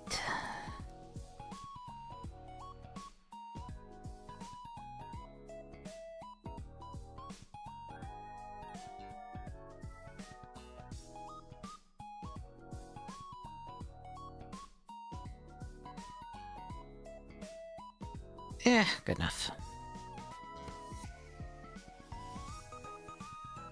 I'm gonna want to add, like, stuff to it anyway, so... Right, now we add the little Mega Beam cannon. Which one is that? 15, yeah, this one.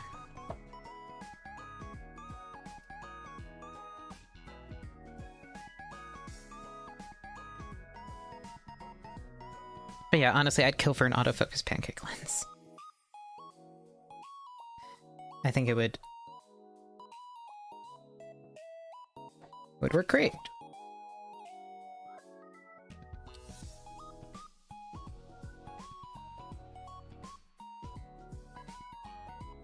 But like, all my lenses are the stuff from my grandpa that I got when he passed. So I do really like my lenses. They mean a lot to me. It's basically all that, and then a couple similar things I picked up just here and there.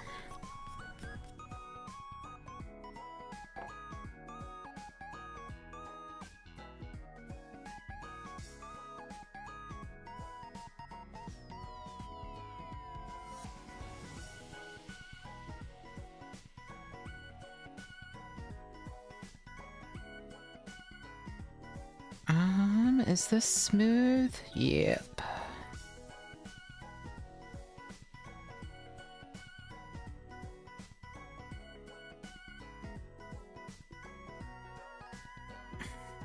Yep. I wonder what dinner plans are.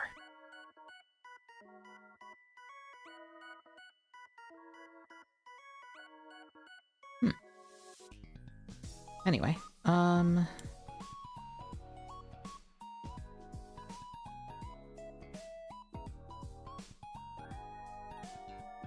I have not been eating a lot the past few days because I've been having a gallbladder episode, so I've been in a whole lot of pain. Anytime I eat anything remotely fatty, which is literally anything, because I think my threshold's like 8 or 10 grams of fat, which you can hit very quick. That's like a cookie. Here we go. It's cute. I love him. Alright, he gets little thrusters on his butt.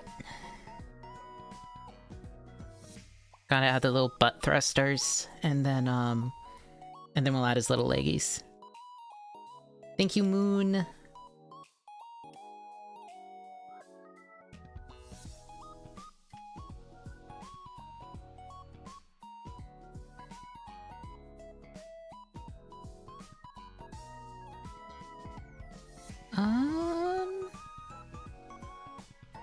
Let's see.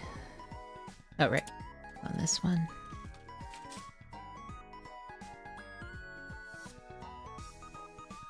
But yeah, so I've not been eating much, so I'm very, very hungry. And I would like to stop losing weight so quickly. I don't mind losing weight, but I would like to not lose it quickly. Hello, Lady Hidden Spikes. Welcome, welcome.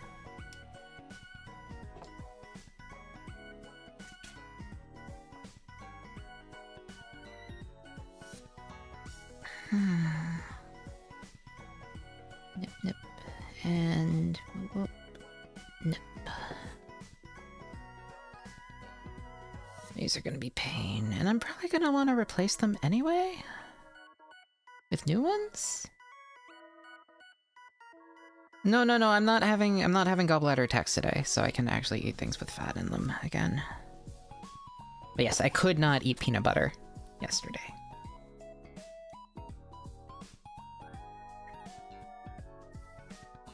Without putting myself in excruciating pain. Pain was pretty bad as is, and my only sin was eating a muffin the day before.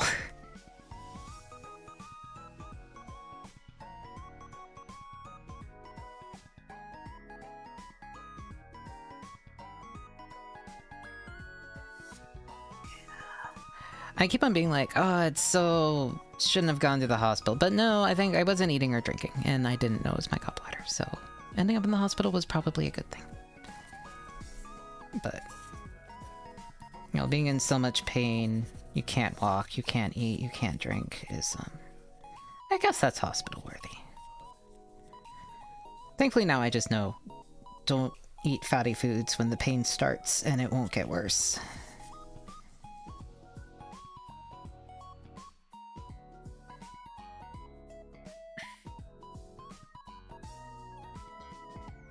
But, like, literally the hospital just gave me ibuprofen and just pumped me full with some IVs, pumped me full of fluids, and gave me ibuprofen and sent me on my way after doing a bunch of imaging. Because they were like, oh, well, it's definitely inflamed and, like, way bigger than it should be. Kind of stretched out. But there's, there are no stones, so we're just gonna leave it. And it's like, okay. Sure. I guess.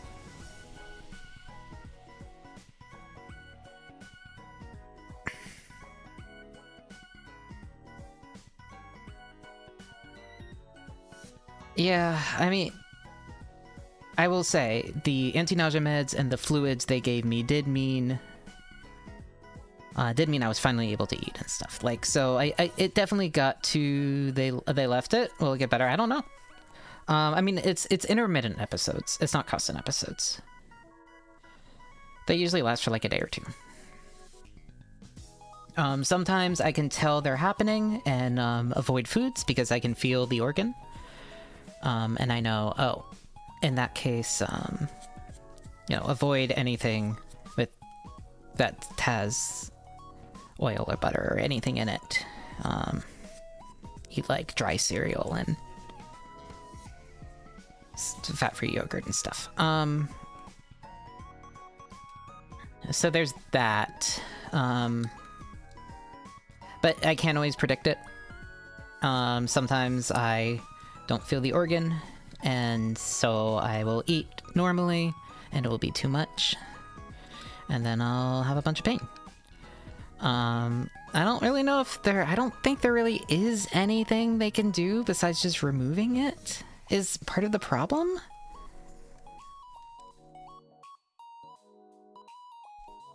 So, like, And it's one of those things where, like,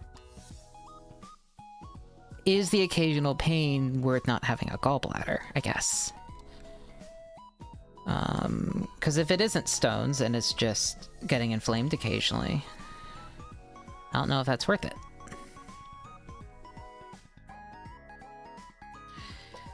I don't know. I know my aunt, I think hers, like went septic. So there might be... Oh, hi, Grubby. What was that noise?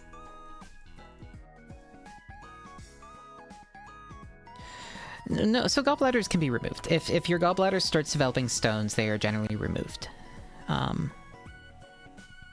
It is a not uncommon thing to just have removed. But I do think it affects your ability to eat fatty foods. At least somewhat.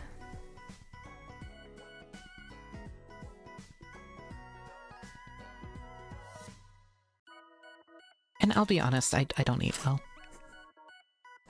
Not that I eat fatty food, it's not that I don't eat well. I don't eat much. For no other reason than I am lazy. I like eating. I like food. I'm just very lazy as a person.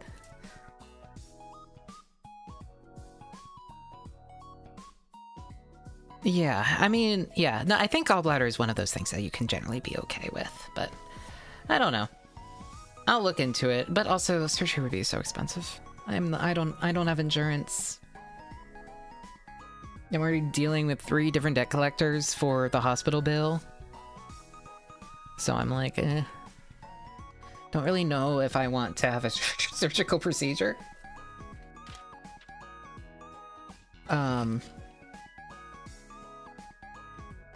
6 and 1.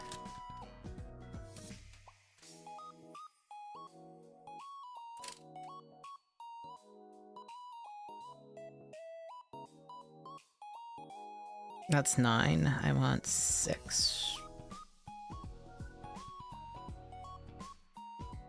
And 1.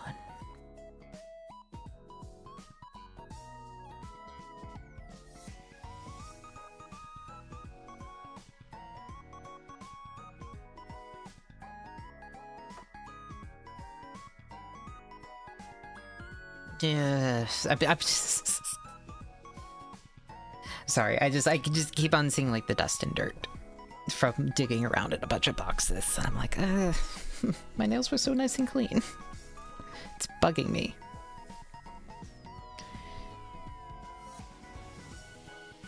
There are certain foods you shouldn't have ever. One of the foods is spicy. Oh, fuck that. No. That's a deal breaker. I will take the pain. I will take the debilitating pain if it means I can still eat spicy foods.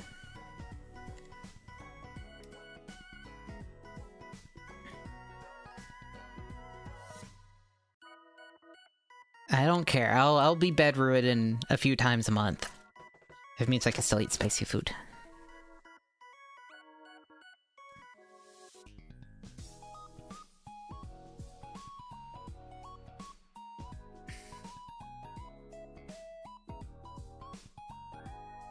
Yeah. Well, so here's the thing. I can thankfully... Basically, I'm only going to go to the hospital if the pain is very severe.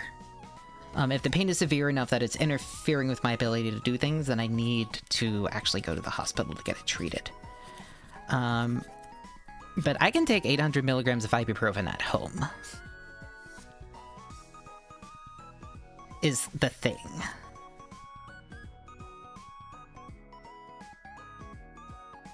So I'll just do that, and if that's not enough, then maybe I'll consider a hospital trip. But basically, as long as, like, once I have the pain, as long as I notice, and, like, then just avoid anything remotely, fatty, it's fine.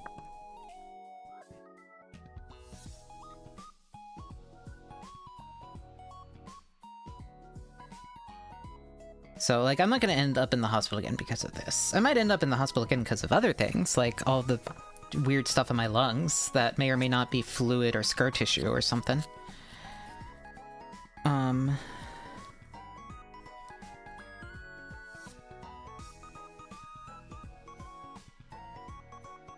Yeah, 5 or 6. I mean, easy way to tell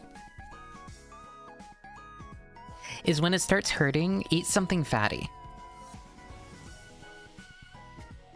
If the pain then progresses from being, you know, really bad to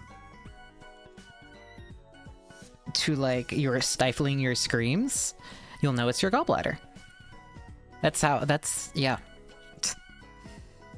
I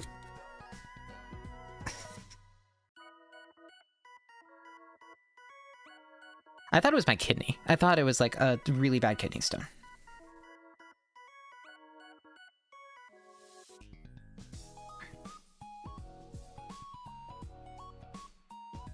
Like it was the worst pain I've ever had in my life.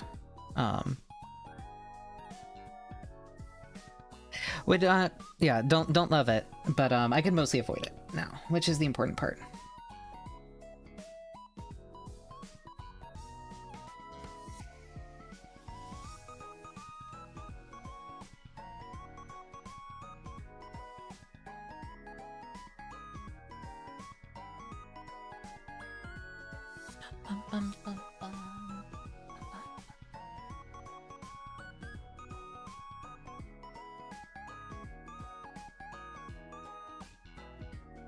It's right under the right side ribs.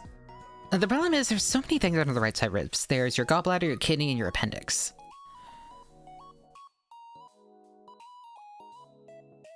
Yeah, I'm glad Sight's right.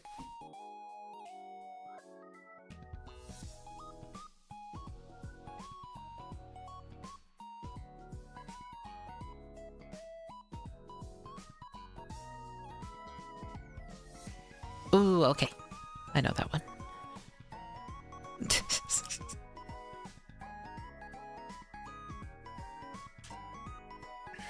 Well, I don't know. It's excruciating pain in that area. It's kind of hard for me to tell what it is sometimes. I mostly am recognizing the gallbladder now because the pain will be mainly on the right side, but I'll have a little bit of pain on the left side. Because it also causes pain over there. I looked it up. That's a thing.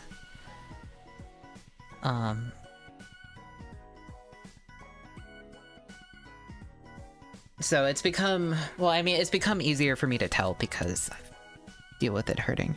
You also get, yep. And there's a bit of back pain.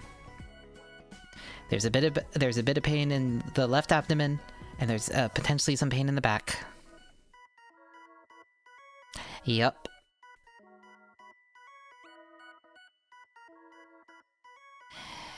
Yep.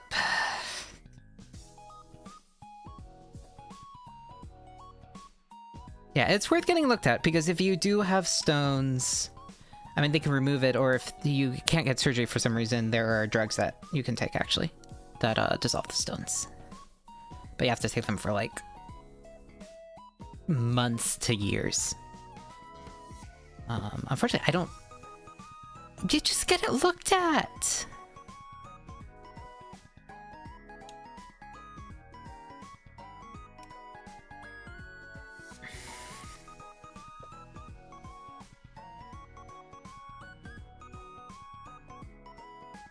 And there are non-surgical options.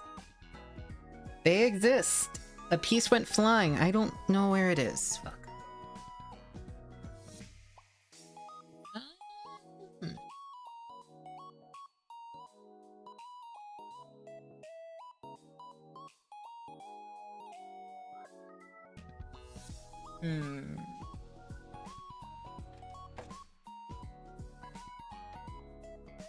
Let's see.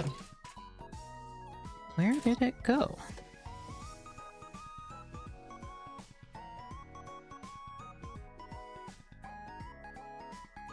I didn't know they had Transformer model kits. That's neat. Where did that piece go? It's gray, so it blends into the carpet. Ugh.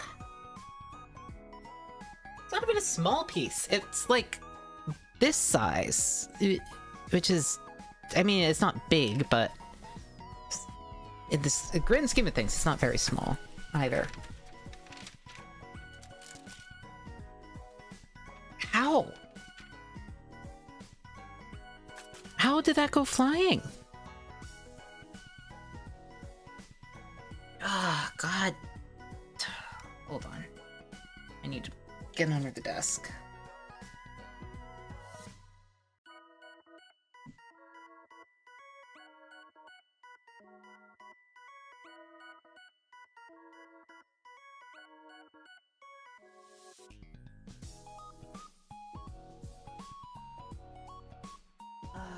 Okay, so it went flying. There it is.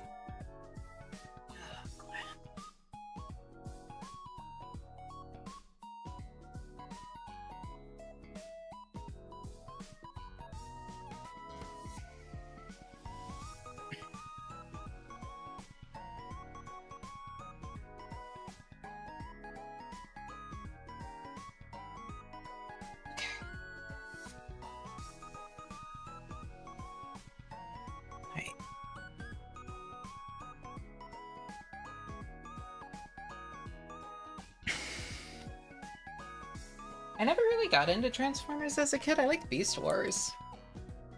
I like CGI Beast Wars, but other than that, never really got into Transformers.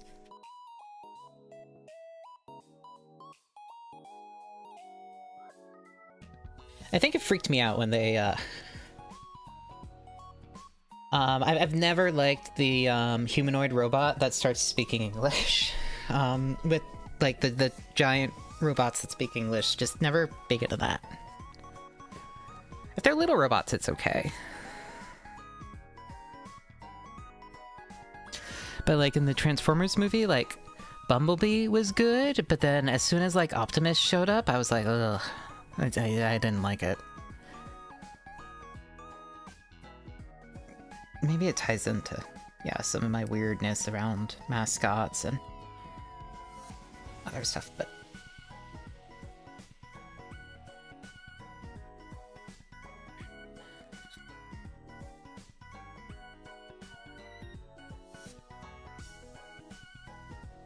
and the, like, some faces are okay. Like, I do okay with, like, the Robot Idols and ZZZ, or,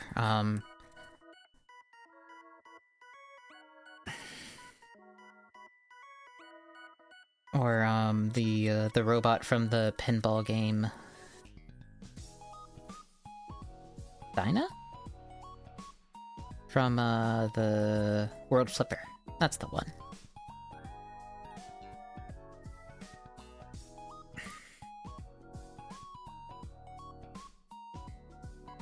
I will take a look.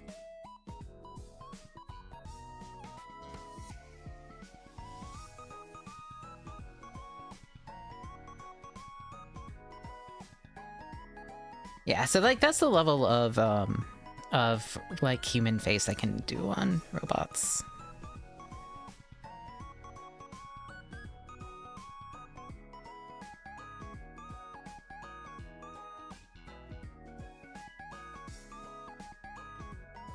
Yeah, I just never really got into it.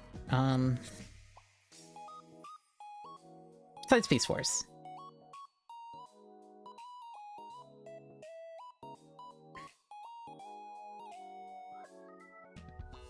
There we go. That one's fine. And then we just need to do this one.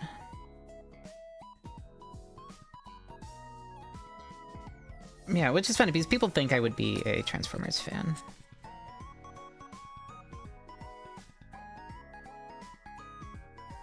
But no, like, the robots I was always into were, like, Star Wars robots. As a kid. Really, really big into droids.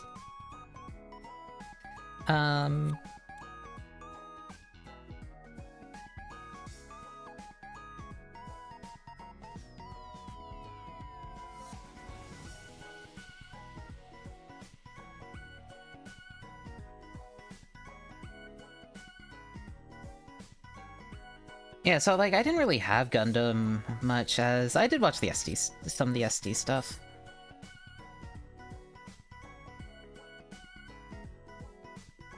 I only got into Gundam in college. When Build Fighters came out.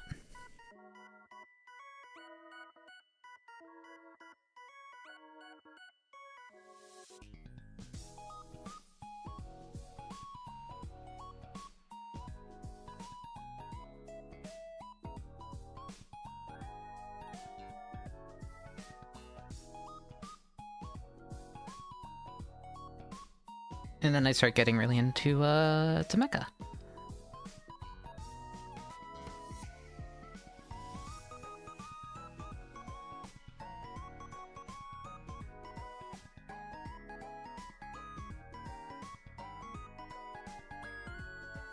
Okay.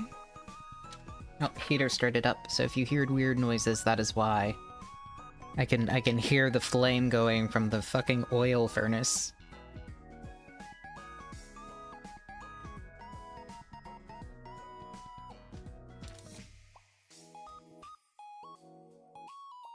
It was so funny. They were like, "Oh yeah, your heating's not working because you're out of oil," and we're like, "What do you mean oil?" Because we were both so used to heating being like gas or electric.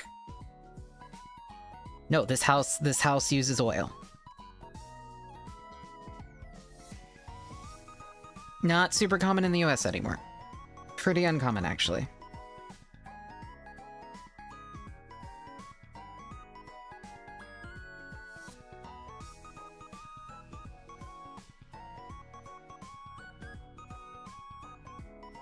And like we've lived in a lot of different houses too. Like that's the thing.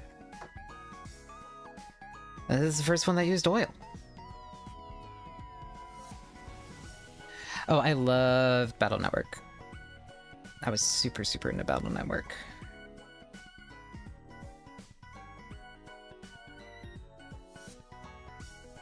No, we were like, we were baffled. And I think the whole thing is because we didn't need to add oil last year. Because I guess we were running off of whatever still remained in the tank. To be fair, we weren't running the heat a lot, so that's why. We have our temperature set to 65, which is not like 65 Fahrenheit, which is not very warm. I finished every Battle Network game, but not many of the Mega Man games. I've beaten one. As in the first one.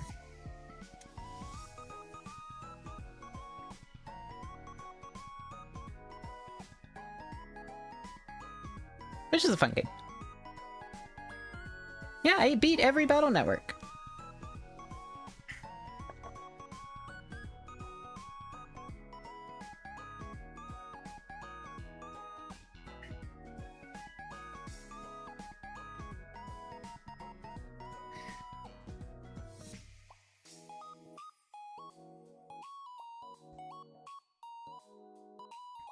Yeah, I was just really into, I just really wanted to beat the first Mega Man, so I was playing it when I would get home from volunteering at the city. Like, I'd get home from volunteer work. Well, I was just, like, figuring out college stuff. And I'd play Mega Man. That's also when I was watching a lot of Gundam. Okay.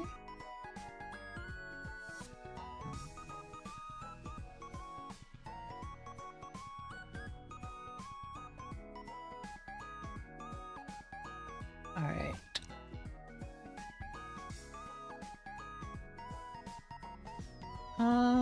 Let's see. How does this one goes down?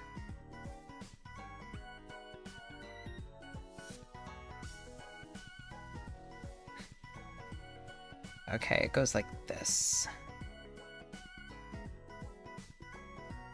No, it goes like this.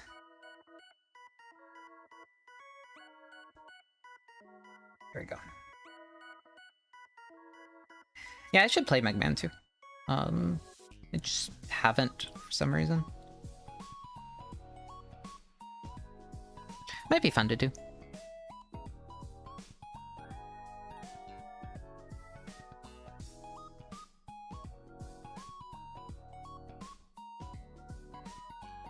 And I want to play X, too. I know a lot of people really, really like X. Legends is another one. Actually, I think Legends is the one I want to play the most.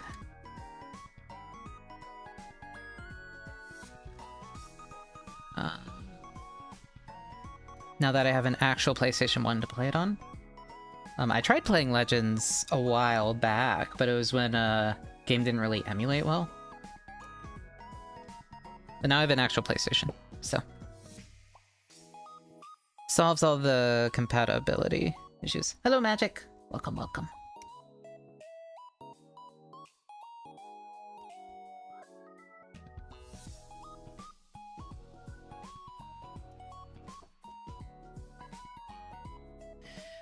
Oh, so Magic, we're gonna use the Momokapool as the base, and then I'm probably gonna graft a bunch of the no-grade Kapool onto it, and then do a bunch of 3D printed parts and scratch-built parts.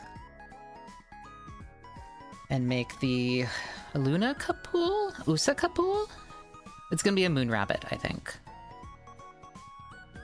Machine and Krieger inspired rabbit.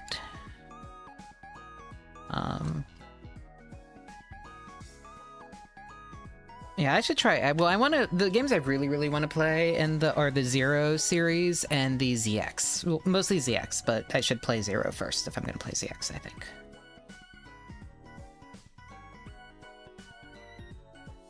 It is wild that they still don't have the HG Kapool. Like, you would think that they would after all this time. I think some of the Momokapool runners are even labeled Kapool instead of Momokapool, if I remember correctly.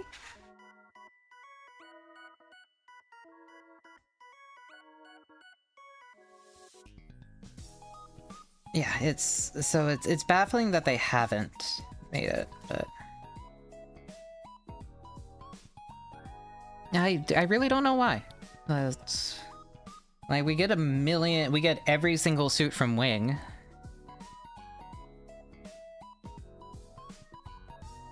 And even the weird ones from G, but like, this is the main grunt suit in Tournay. Yeah, the company's decision. I'm still waiting for my MGG self. I'm so upset we don't have the MGG self. I mean, what I really want is an MGG Arcane, but MGG self I'll take. I think I would also make that into a Moon Rabbit. I would definitely focus on the rabbit element, and probably just make a Bunny Girl G self.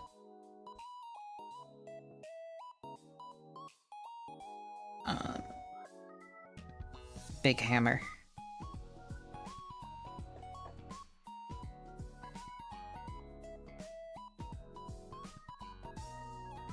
Yeah, any G-Reco MG. Give me a Grimoire.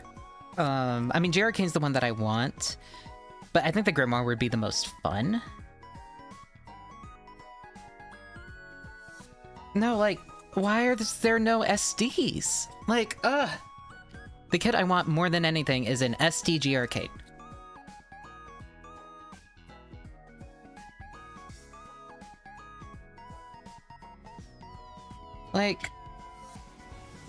Like, and here's the thing, the kits sell well. I know, like, the show is controversial, but, like, those kits, like, sell out. Like, every time they do a reprint, those things are gone.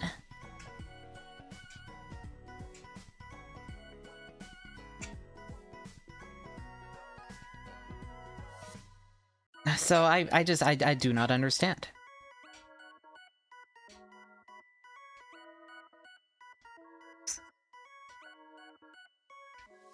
Did anyone like try, though?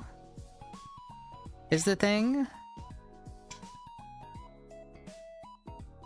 Like that's the real question. Did anyone like try? You do? Sideswipe? Okay, I'm very curious why. Because that is my second least liked Gundam that I've ever seen.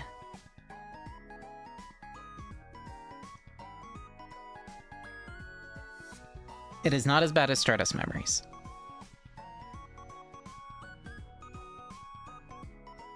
but few things are.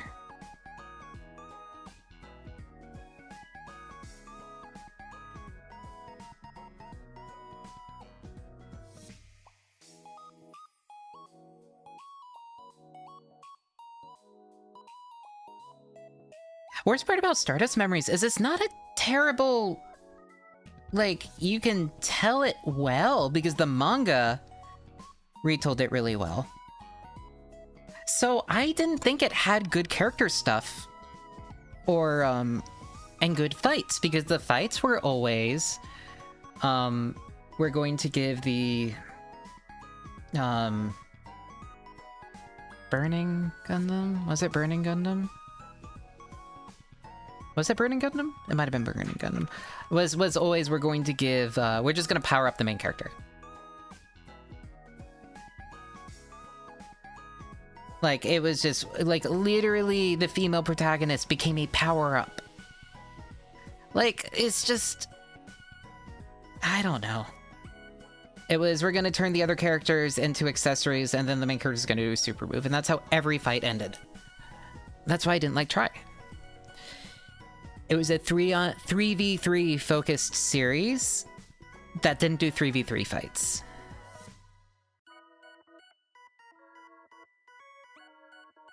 Like, if it did actual 3v3 fights and focused on that dynamic, I would have liked it, I think. But it didn't.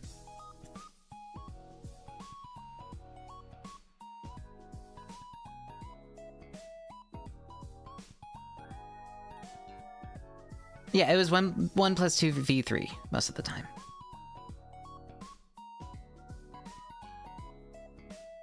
I don't know, just especially following actual just plain build fighters, I was really disliked it. Hello, Dandelion.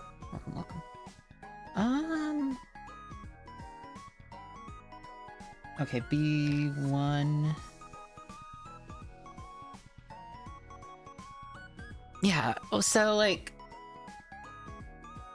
build is great. It's a toy anime, but it's a good solid toy anime. I hate Try. Divers is fine as a Saturday morning cartoon. If you think of it as a Saturday morning cartoon for kids, it's perfectly fine. I watched it dubbed. I would sometimes have it in the background while building. I think Divers is a perfectly solid children's show. If you watch it as a kid's show, it works. It's perfectly fine. Is it amazing? No. Is it good? Arguable. But like, I think as a kid's show, it's solid. It has some fun. It has a bunch of fun bits.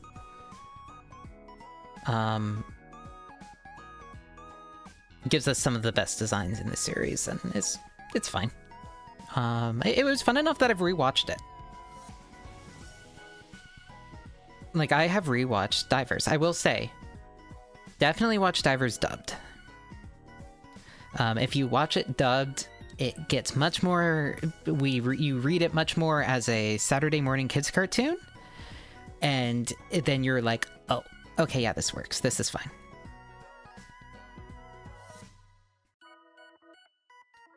If that makes sense. And then Re-Rise was good. It wasn't like amazing or anything, but it was good. I liked Re-Rise.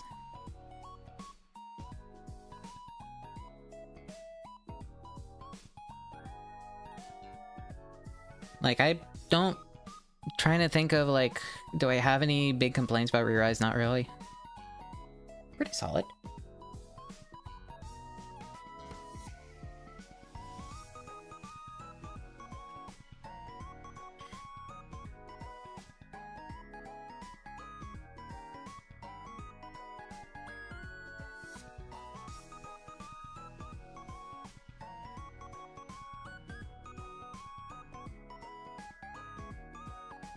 So the whole thing about Divers that was weird is Divers felt like it was selling a MMO that did not exist. It felt like a commercial for GBN. but GBN did not exist. And I'm very, like, I'm wondering if they planned to do, like, some big metaverse something and it fell through.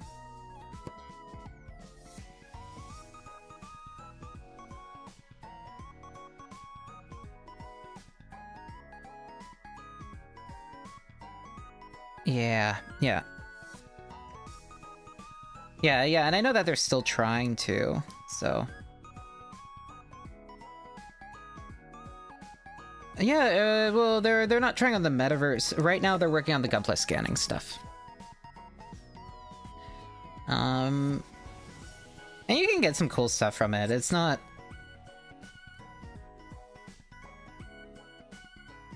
But yeah, they're very determined to make it a thing where you scan your GUNPLA and then you can play with it. And it's like just I don't know, just make an MMO.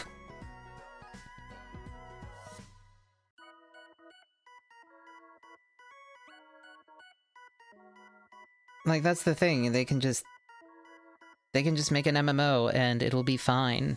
Like, I don't know, just give us the Gundam Breaker. Like, give us an MMO with Gundam Breaker customization, and that's perfect. You're golden. Like, Gundam Breaker, where you're continually adding more and more, No, so they've gotten, from what I've seen, they've gotten, like, some pretty decent stuff. 3D scanning. But, like, they're, like, super fixated on, I think it's probably, like, some execs, like, Dream. But it's just give us the Breaker MMO.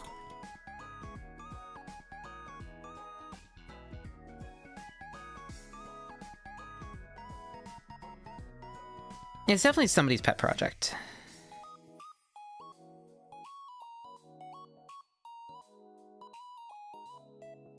I'm gonna be honest, it's a cool pet project. I'm not upset that they keep spending a bunch of research time and resources into trying to figure out how to scan your I could see it coming to some of the foreign Gundam base locations outside of Japan. It's really funny that it was in Chicago. It wasn't in California. It wasn't in New York. It was in Chicago. That's awesome. I'm so happy.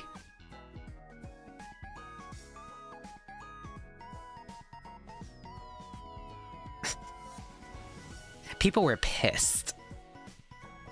They were pissed that it wasn't in, like, LA, like, it wasn't in, like, California or something. And it was like, you know what? Like, I'm glad you did it in one of the large... Like, I'm glad that it was outside, that it wasn't New York or California. I'm so glad. Like, New York's not far from me. I'm still glad.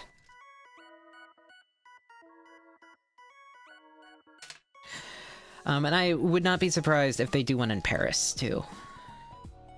I would not be surprised if we get, like, a Hong Kong Gundam base and a Paris Gundam base.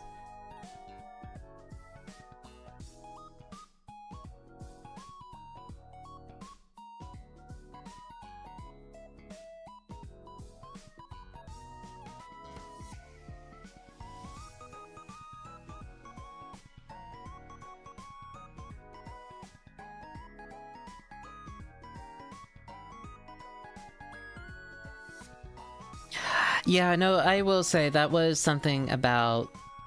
Yeah, I mean, that also bugged me about Try, honestly.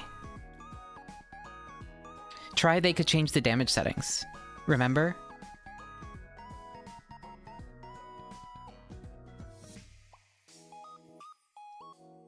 And it was always, like, set to... It was almost always set to not a big deal, basically. It wasn't really a thing in Try. It was a thing in the original Build Fighters. And that's how we got some of the coolest things. It was how they excused upgrades, and, like, it's really how they played the whole Sei being a big, huge nerd. It's like all the time he would spend, like, fixing it and, like, tweaking it and stuff after every fight. So it did make it feel like, oh, they were fighting with, like, actual objects. And that's what you need in a toy anime. You need it to feel like a toy. Like, in a, beat 'em on, like, they would, like, fix them on Beyblade.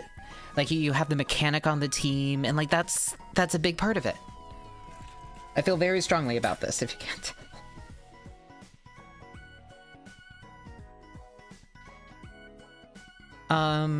Yeah, so it's a very blatant toy commercial. But it is a toy commercial by people who love the toys. And that's important. If you are going to make a toy commercial, you need to have some appreciation of the toy in question. And often people do. We have a lot of, like, really fun toy anime.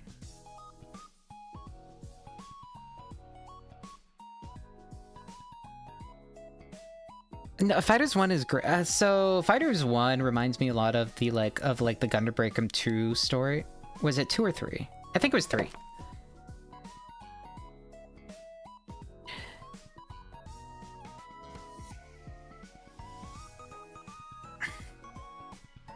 Which is fun. Honestly, like, the 4 story has been whatever for me. I haven't actually finished 4. I liked New Gundam Breaker's story, I'm gonna say. I liked New Gundam Breaker's story. I didn't like the game. Game sucked ass. But for making a stupid Gunpla VN, New Gundam Breaker's pretty fun.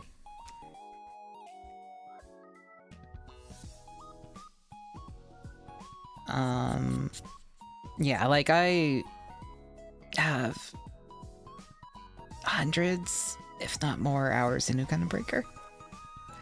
I really liked that game, despite despising everything about the gameplay. I still played it a lot.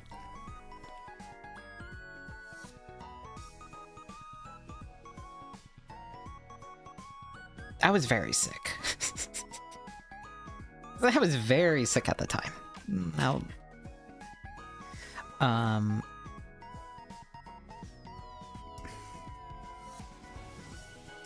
but there's a lot I liked about New Gundam Breaker. Not the gameplay, though. Gameplay was awful.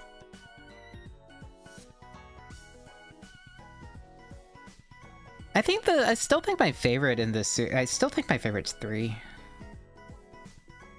There's some fun stuff from 4. And I like some of the characters coming back in 4. Like, coming back from 3 and the others. Like, there was some... The 4's wasn't a great story, but there's... I didn't hate it, at least.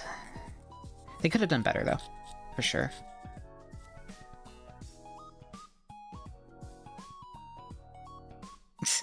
No, I love 3. Oh, I love Misa so much. And Remote. Like, it's really fun.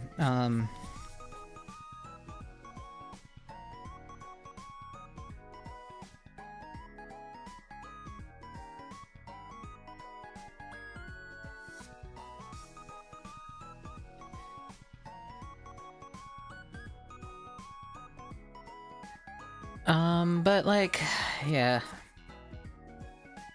At least 4 was... Yeah, I mean, I hope there's a 5. I really hope there's a 5.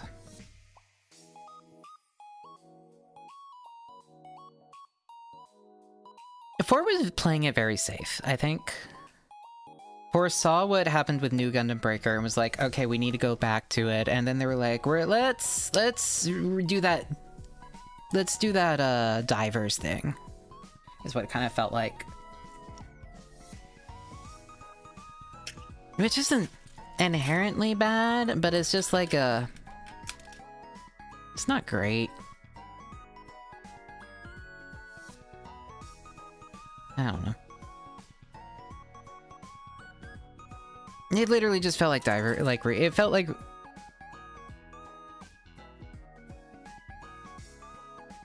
Yeah, separating out more pieces would be really fun.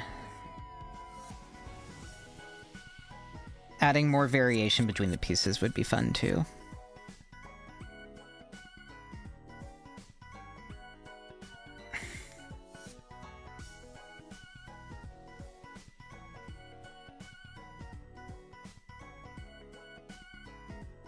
But yeah, separating out the skirts and the legs would be cool. And I could see them doing that.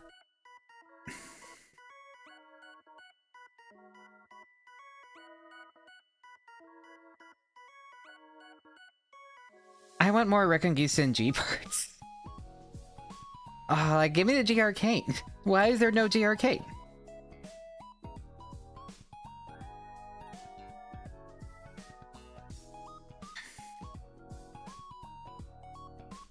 Why are you not giving me the female protagonist suit? Hit. Okay. Actually, did they have full dress? Did they add full dress to it? I don't remember.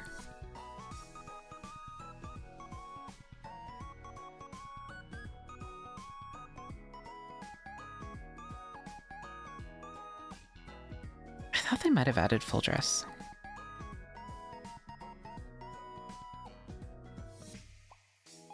Anyway, next they should start adding the weird suits from Moon and AOZ that don't have kits. Still. Give me the dog doll. Give me the rehaze.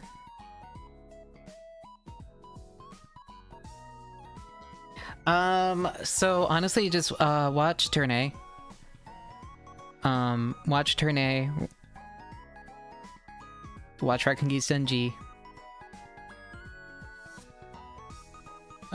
Maybe watch G-Witch. Season 1. Maybe Season 2 if you really liked it. Maybe not Season 2.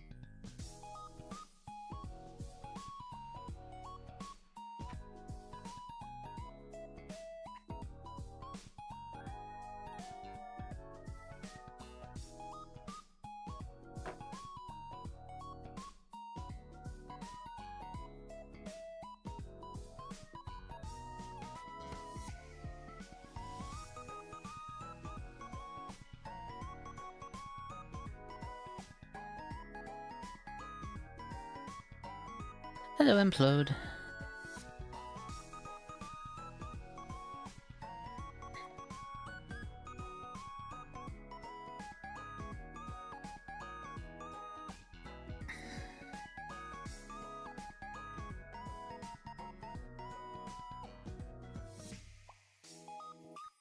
Yes, I love the baby. Hee.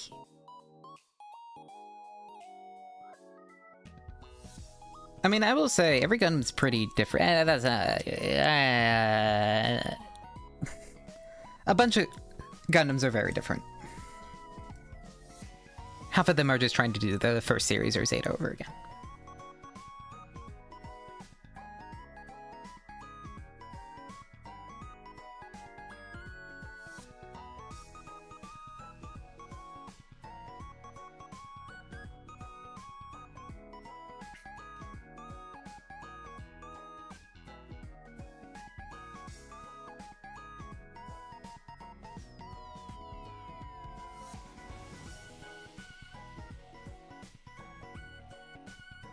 I like Wing, but that's because the Wing writers didn't talk to one another while writing it.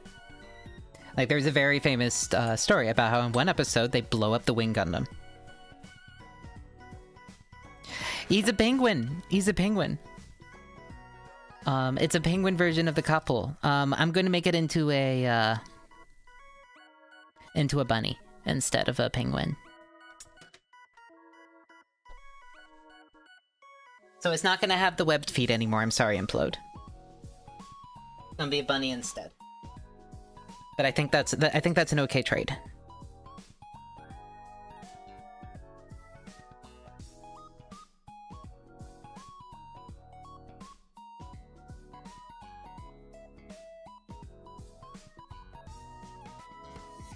It was either a bunny or a frog. I'm really liking the double eye. I was gonna change it to a mono eye, because I think the mono eye is very, very cute. But like this, the double eye is growing on me, and for the rabbit it might be fun. No, mono eye would also be really good.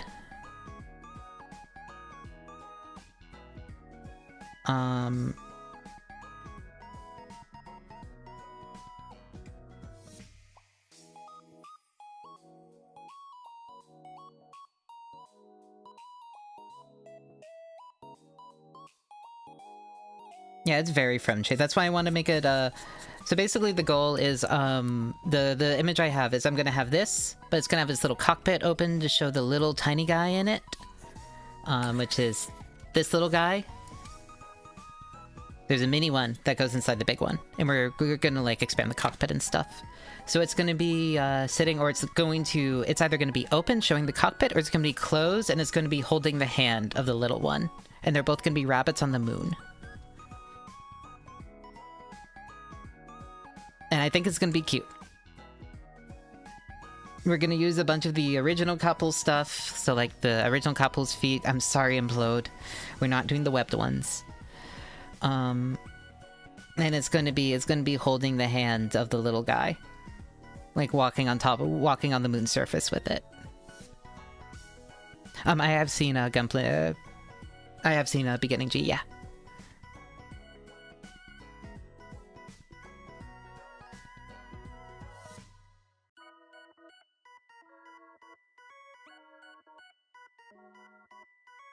Yeah, I really like this. I'm really not sure if I want to do the double thing or the... If I'm going to do the double thing, I'm going to need it to be a digital display.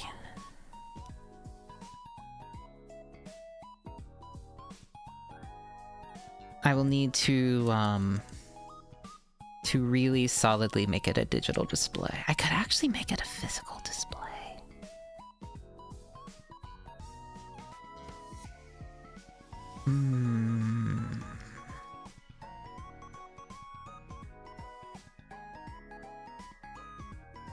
Okay, so this is gonna show the thing. So you see this, there's like the little mono eye, which is very, very cute. If you look up the original Kapool, there's that, and then there's the double eyes. I'm wondering which ones I should use. My instinct is has been the mono eye, but now that I'm building it, this with rabbit ears would be really good.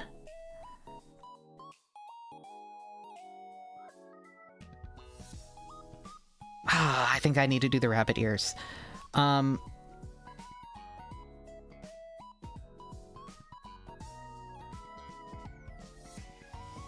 eye for the inner Kapool and double eyes for the outer one. That would be good.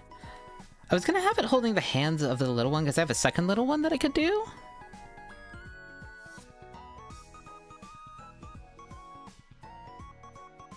But I might just do the one and give it a big hammer. I think it holding hands with a little one is too cute not to do, I think. Because, like, look at these little arms. It's hard to see, but, like, look at the little I'm gonna build the little one right now, actually. We're taking a break and we're building the little guy.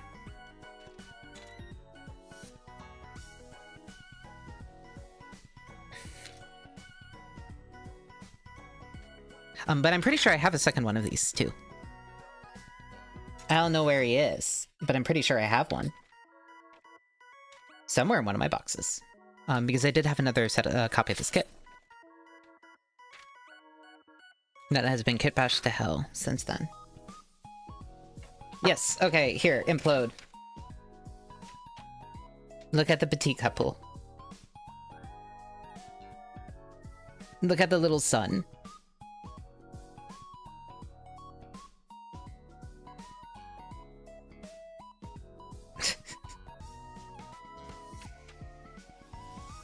Anyway, I'm excited.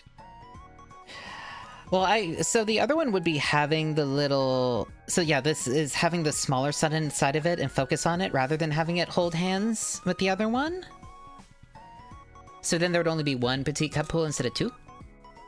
Because I want the cockpit open and I want it showing the little guy piloting it. I think that's just so important with this build. I think having the smaller sun inside the big sun is just it's too good. This needs to be a digital display. I don't know if I'm going to fake it with foil and other stuff, or if I'm going to actually make... I could actually make a display. Maybe not like a full display, but I could add little LEDs and make like a screen and have it illuminated. I could do this. It's not a terrible amount of space to work with either. You can buy flexible screens, actually. No, I would fake it instead of making it a full display with logic, probably. Probably. Probably. Probably.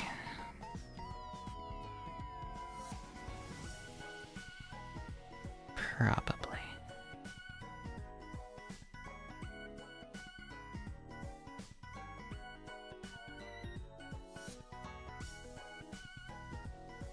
Probably.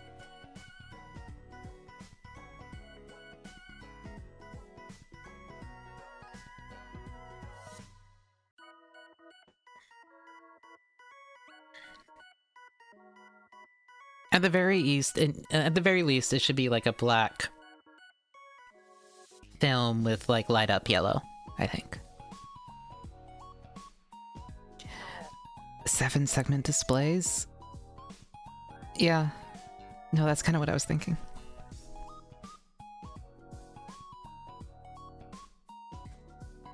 Sorry. Yeah. My stomach made a hungry noise. I need to figure out about food. Alright, no, I'm gonna keep building Kapool.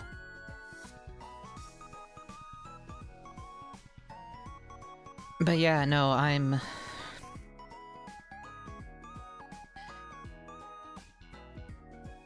Are there any discussions going on about food plans, Small Dog?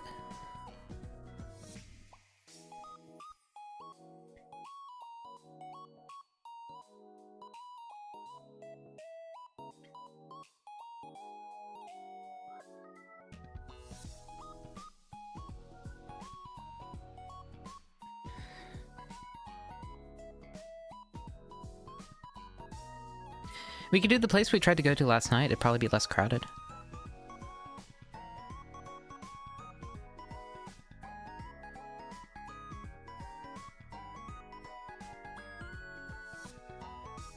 And I can eat fatty food now.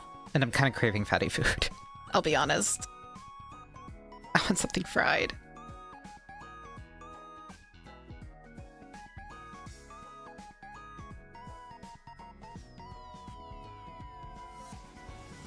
This is what 2 days of basically no fat does to someone.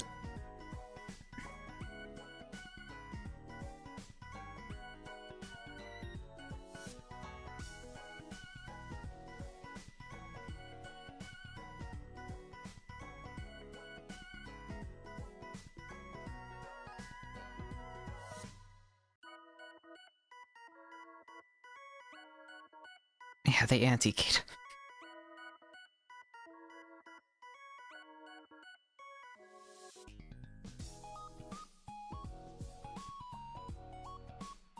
Which one is keto, no carbs, all fat, right?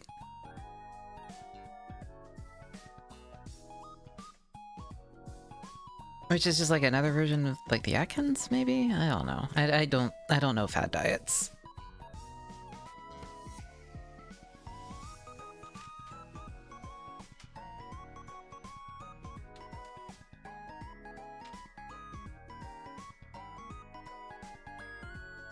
very notably, Small Dog and I can barely manage to feed ourselves, so we don't really... So we try and avoid dieting stuff. Because we can barely manage to feed ourselves.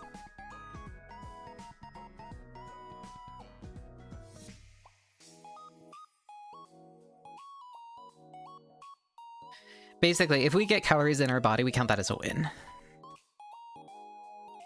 The main concern is probably we need to eat more and more varied, and that's it. Yes.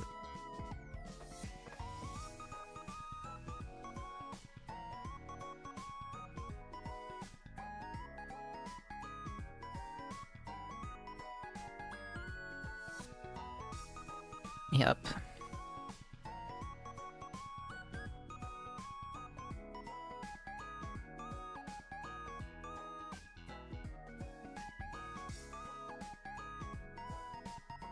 Yeah, especially now that I'm on the Adderall.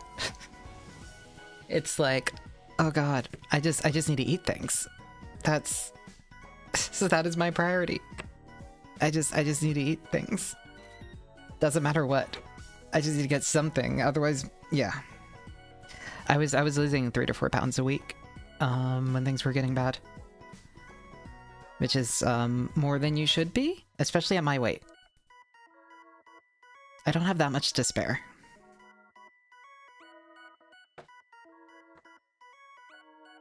I have a bit of spare.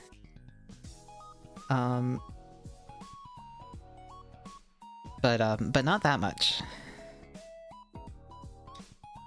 I would quickly go from, oh, that's kind of the weight I want, to underweight. So yeah, there was a reason I was like 100 in high school.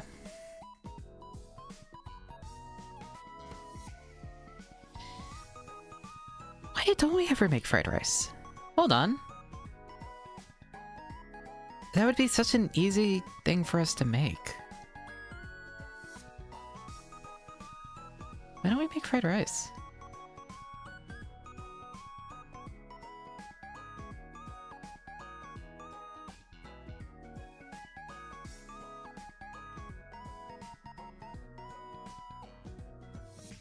Yeah. Well, now Small Dog's partner lives here too, and he is more inclined to cook.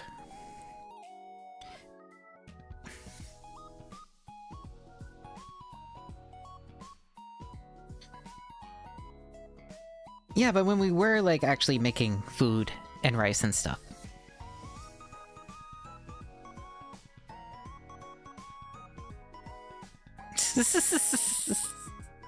No, I did need to clean the rice cooker.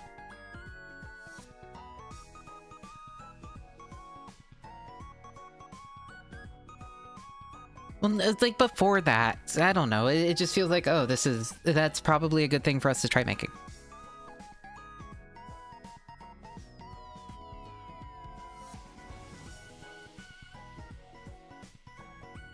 Because we can just toss in whatever.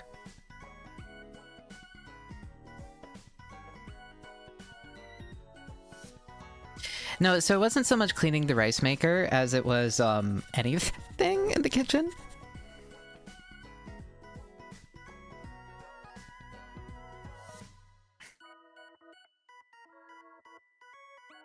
I mean, you saw how I was. We're good. Things are better now, though. Things are significantly better now, though. Please ignore the last few days. Those were... Ignore the last...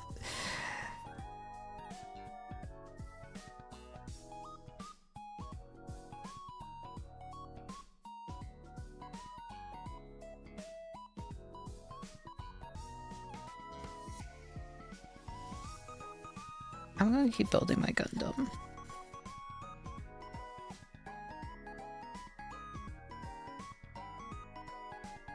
I'll keep building my Gundam. Anyway, ask Seymour and Disaster if they'd be up for the place that we were going to go yesterday. If that's okay. Because I would enjoy the fatty food. And it would probably be quieter and less crowded if we go on the earlier side. Oh, Seymour's down. Okay. Awesome, awesome, awesome.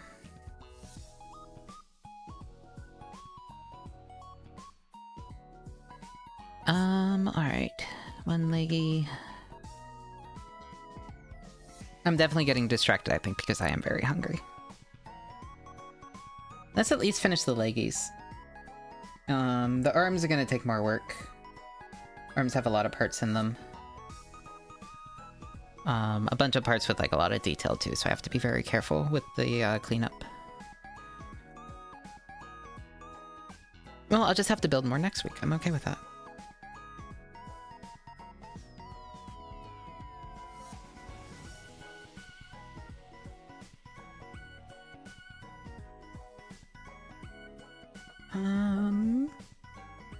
It died. I heard the OBS disconnect, reconnect thing. Am I back? Hello? Hello? Can anyone hear me? Hello? Okay. Okay.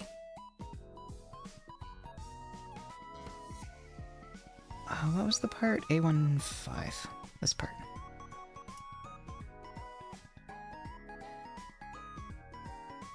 But yeah, I think I'm gonna just finish a little bit more and then maybe we go get food if people are hungry. I know Seymour already ate, like, lunch, but I don't think the rest of us have.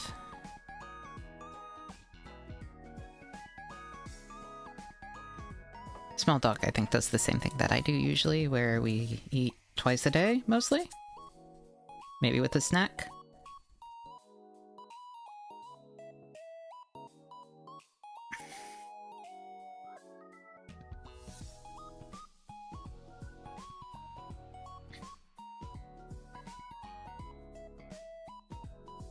Hi, Seymour.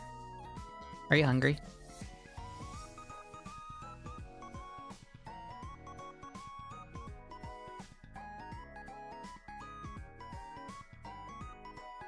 Eventually, but not at the moment. Gotcha. Okay. If we do go there, though, we probably want to go on the earlier side, I think. Just to avoid a repeat of last night.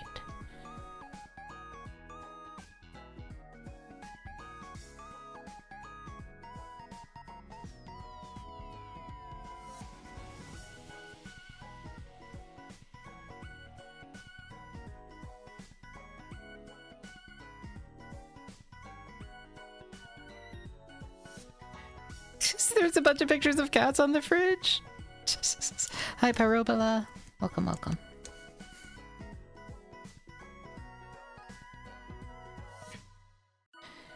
Yeah, we just want to go before...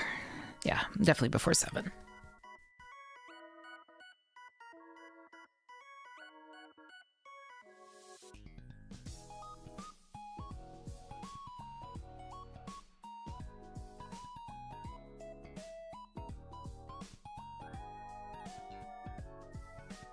How goes the Gunpla? It goes pretty well. He has little penguin feet now.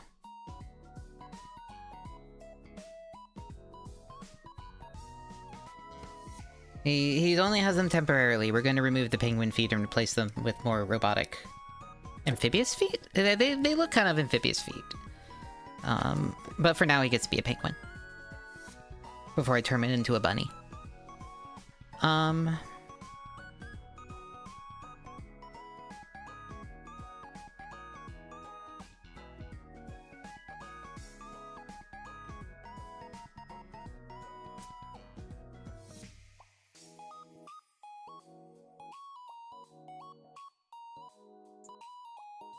Oh no, I'm sorry, Sideswipe.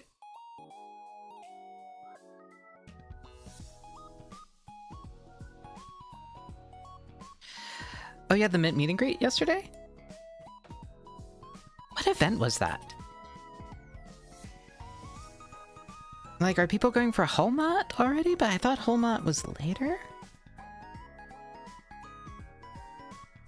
I don't know, there's so many events. Oh, the Maid Cafe. I see.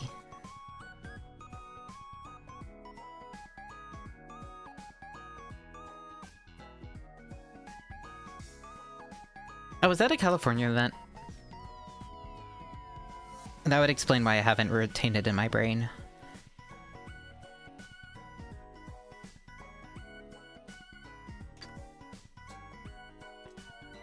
If it's in California, it doesn't exist.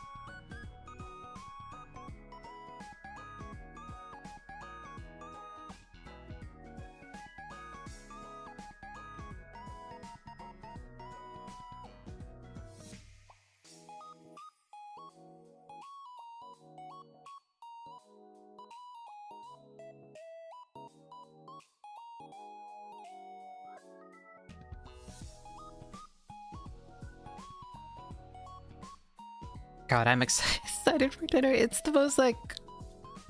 It is not good Mexican. But it is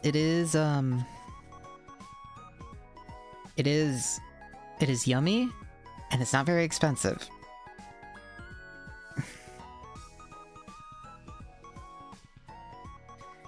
Yeah, Homad is in Florida, which is why everyone...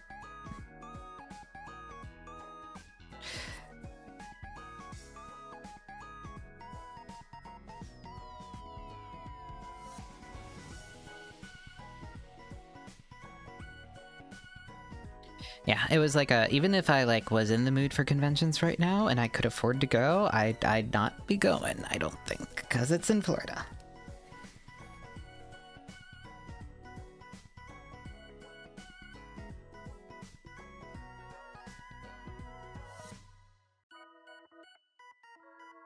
Yep.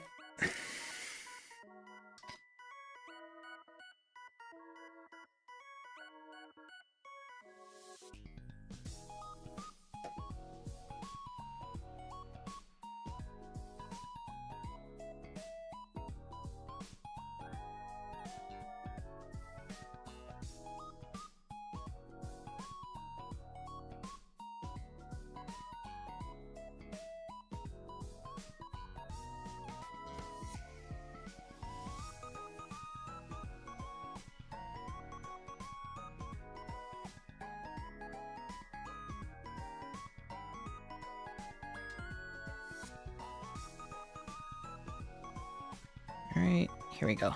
Okay.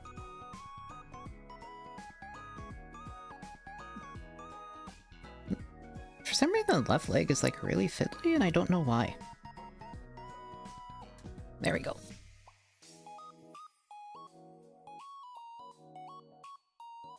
Wonder if I just didn't sand a piece enough or something.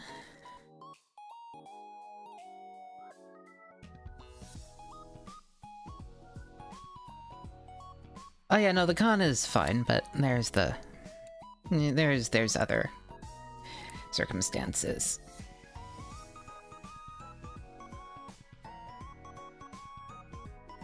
It was bad enough going to Texas before things got bad.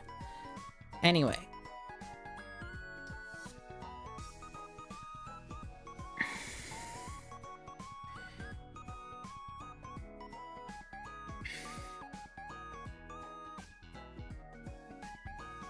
Yeah.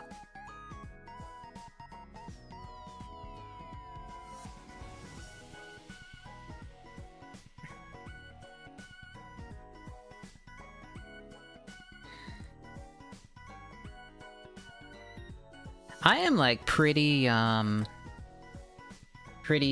is bullish the word? pretty bullish on Oshi uplink. I think with how things are going right now, with especially with people visiting the US, I feel like as far as the NA cons go, I think Oshi uplink is probably going to be the one to go to. Especially if that new social media thing passes.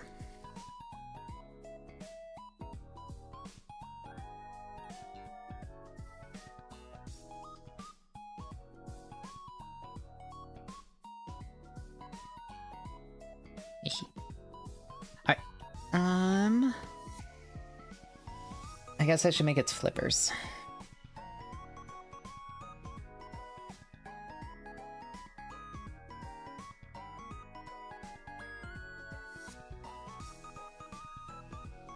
Something that I think would drive Implode insane is learning that it has flippers.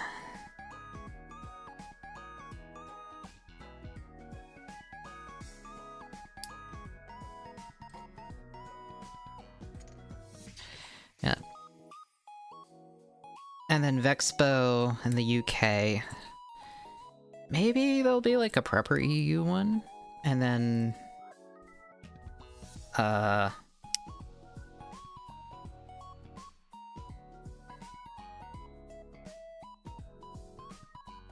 I don't know if there are any South American ones or African ones. I know there are... I have no idea about HGBD either.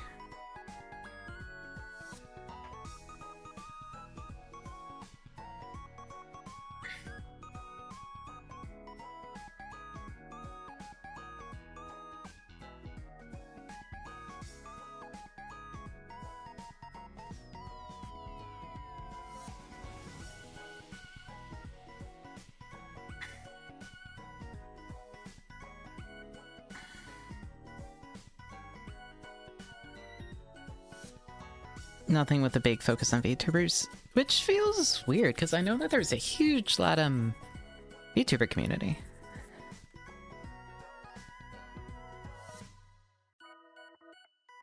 That seems like a...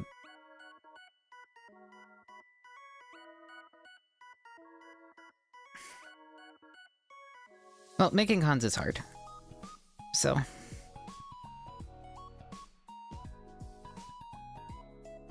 Oh, did I cut into that one too much? Might have. Oops.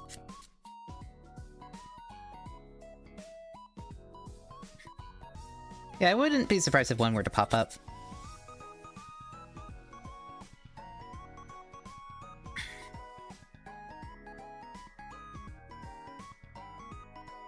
Oh, they just used to go to Offkai. That makes sense.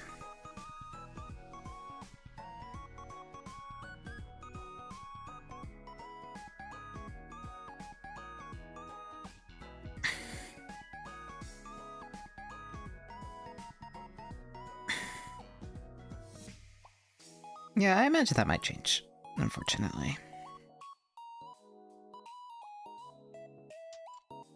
I'll admit, I'm not very optimistic about the US con scene right now.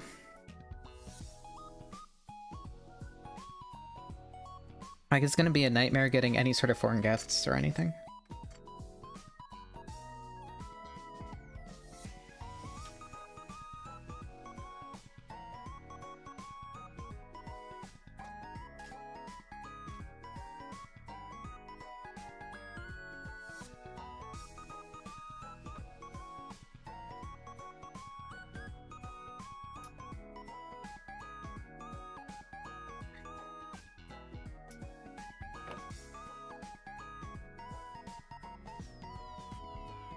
Yup.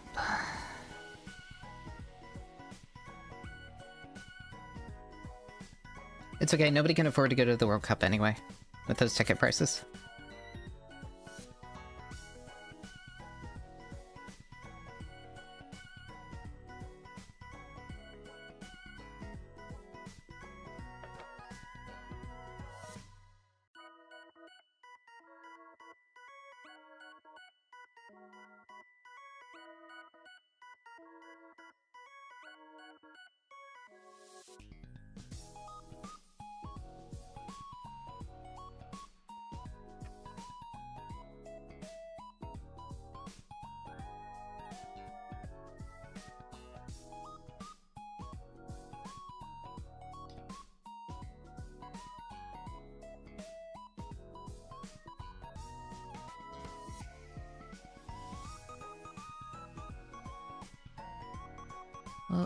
I put that claw in upside down.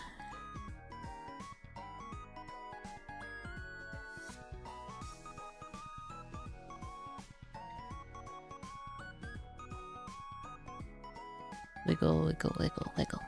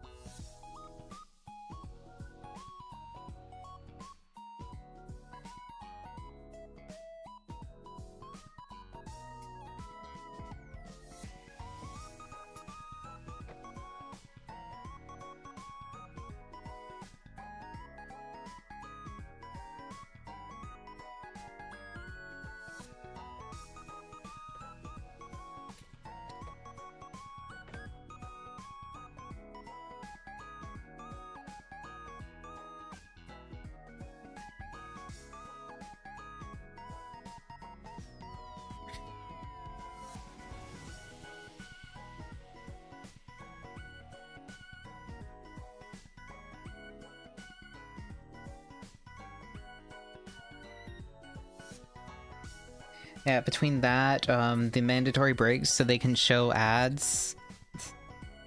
World Cup is not looking. Yeah.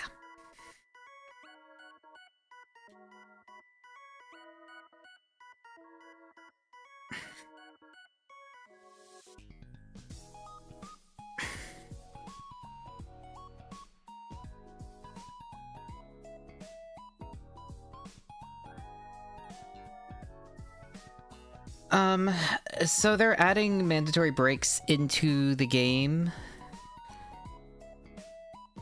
To specifically to show ads and claiming they're for hydration. But they're being done independent of the weather and other factors. So it's very obviously not for hydration purposes. And they're the exact amount that you would run and do an ad run for.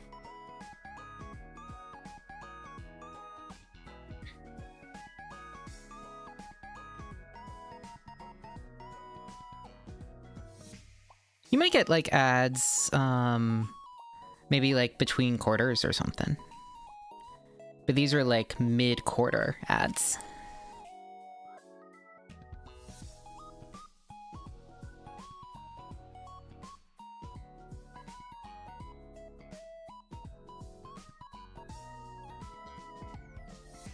Little flippers with little claws on them. I love this.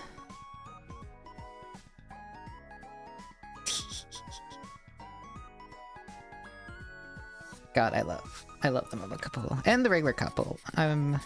Regular Kapool has different than this, so I'm probably gonna do for the Usa Kapool. I'm probably gonna do something more based off of the Momokapool because I love its little claws.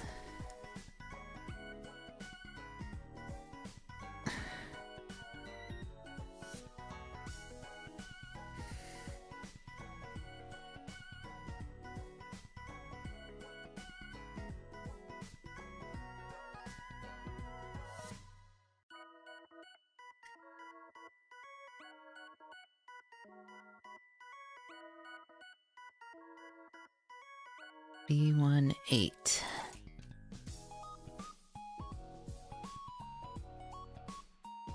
Yeah, the problem with that is I wouldn't be streaming anymore because she would be forced into like slave labor on account of all the short-term loans that she took for Gen Con. So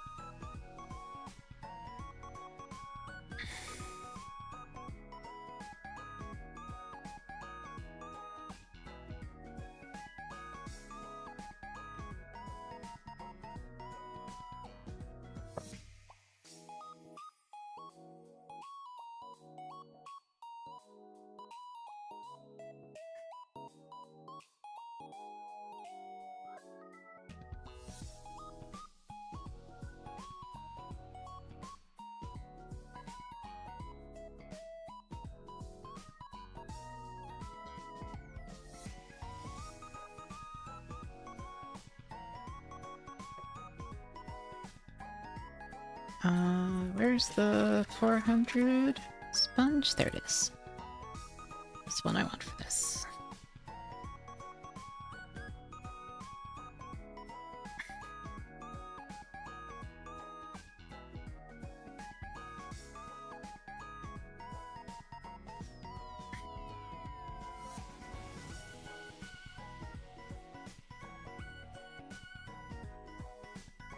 There's like a little mold line in these that I'm gonna have to get out.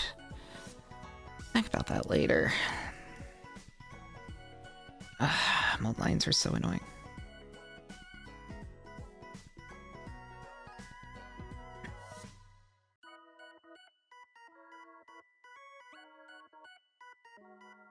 So which one? 8 is the...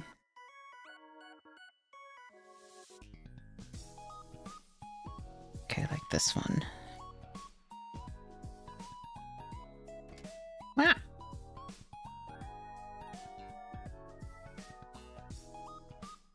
This one has like pretty significant panel lines. Why is it not opening? This could be so annoying to paint.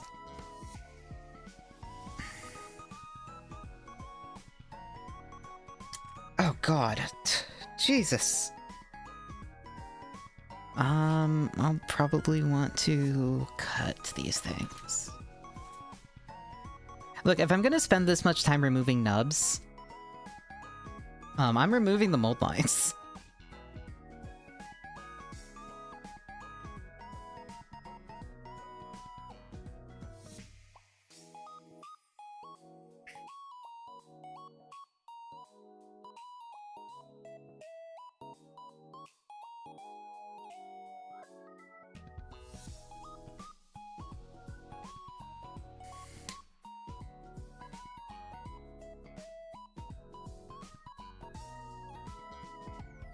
Did I do this the wrong way? Which way is it supposed to go in? Fuck, I might have done this the wrong way.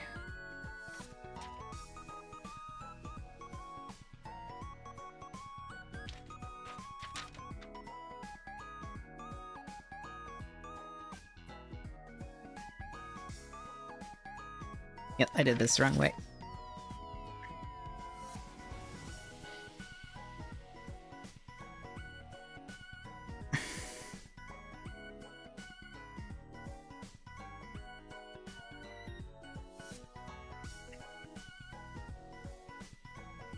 But no, panel lines are like seam lines. Yeah, same idea. I mean, mold lines are like seam lines. It's the same idea. I want to get rid of it. I think it looks better. And if I'm going to be adding detailing and stuff too, it just makes sense. Like, there's no point in adding a bunch of scribing work and all of that if you still have visible mold lines and seam lines.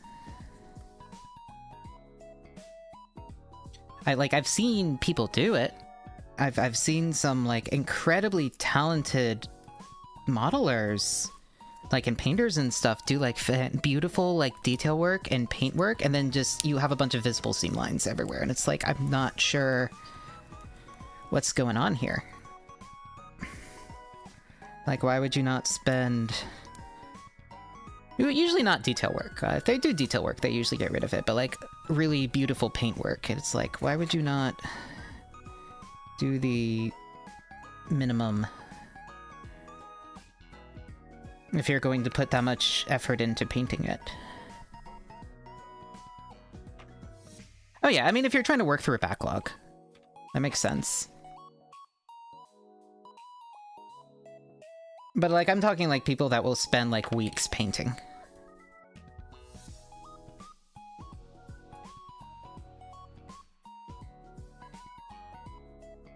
Like, they're clearly spending weeks or even longer on a single kit.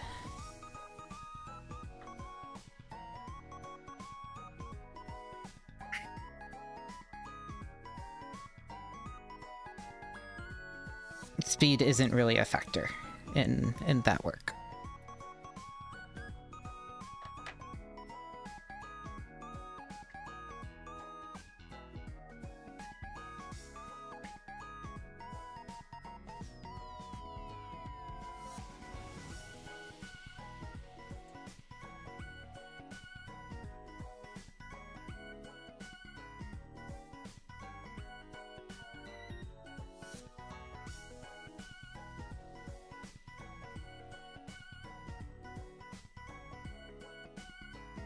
Okay.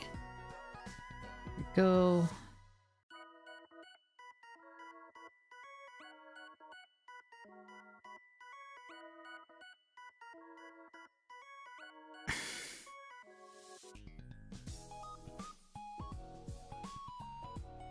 All right.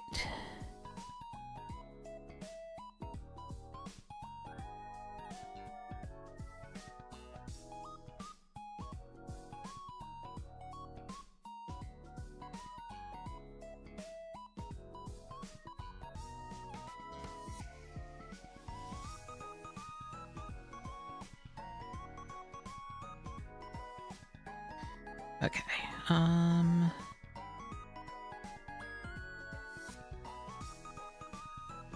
Like this, yes. Okay, I'm just making sure I am doing everything correctly on this.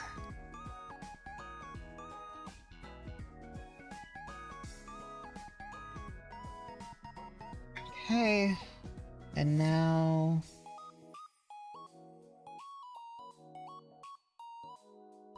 I get to do A1.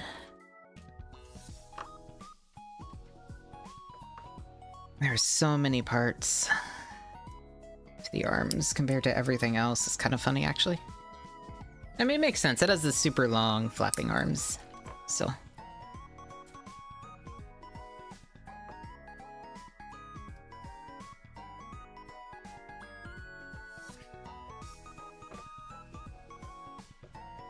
I'm gonna see, though, because it is actually starting to hurt my hands and wrists a little bit, because I've been going a bit over 3 hours.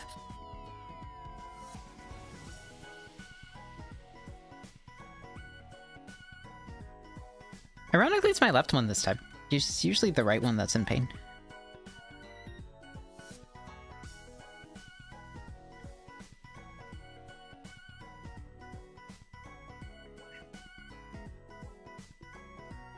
I just noticed the right one more because it's my dominant one, so I use it more, but...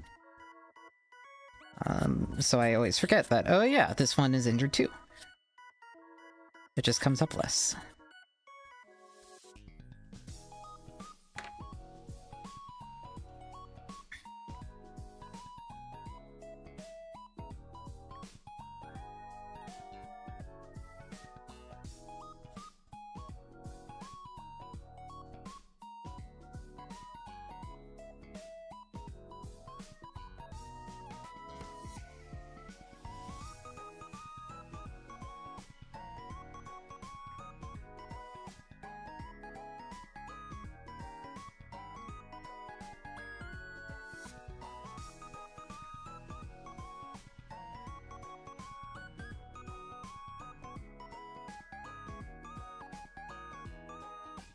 Okay, and now we need D28.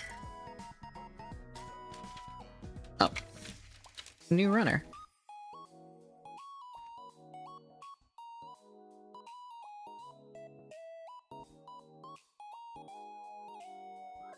Oh, and we built this wrong, actually. There is another one that goes there. That makes sense. So we need how many 8s? 1... 2 8s.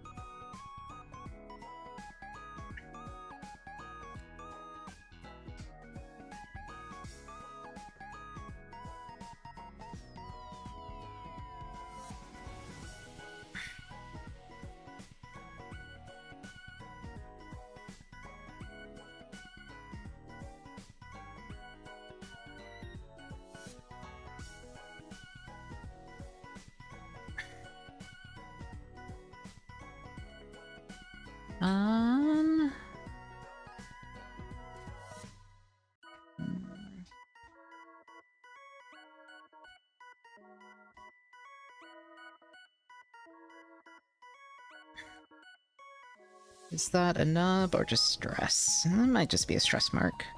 Stress marks are fine because we're painting it later, so They don't actually affect anything.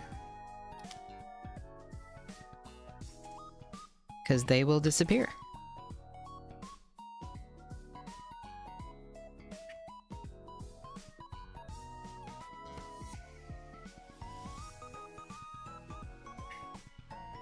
Which is one nice thing about a lot of this, is I know that I'm going to do a lot of work later, so there are some things I can skimp just a little bit on. This snub cleanup on...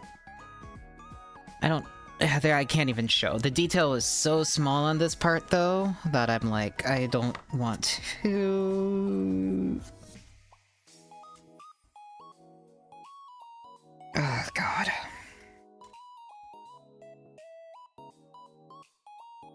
I also don't know if I really can without killing other detail.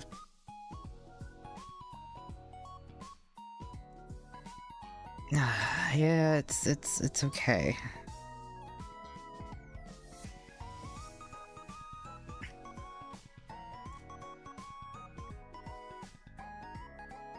We're also to the point of detail, like the where it's at the state where I'm looking at it and I'm going, I can't tell if that's a nub or if that's, like, modeled. And there's one that I almost just sanded off that was, in fact, a modeled part of the piece. Like, those pieces are the most annoying.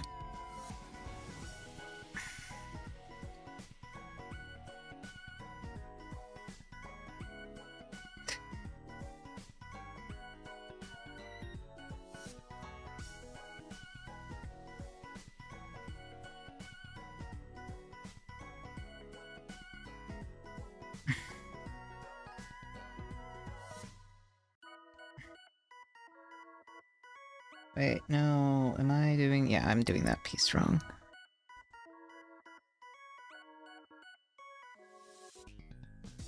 Oh, God. I'm doing the wrong one. I'm losing my mind.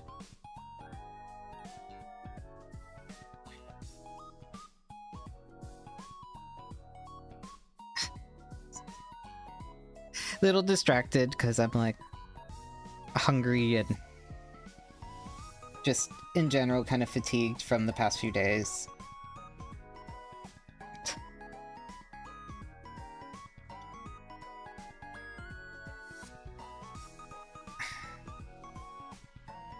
Are you sure that's right? I would put that...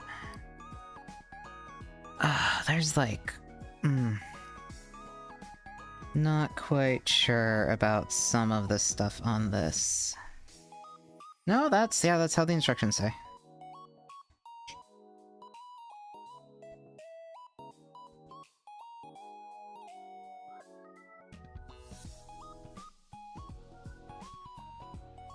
Big long arm.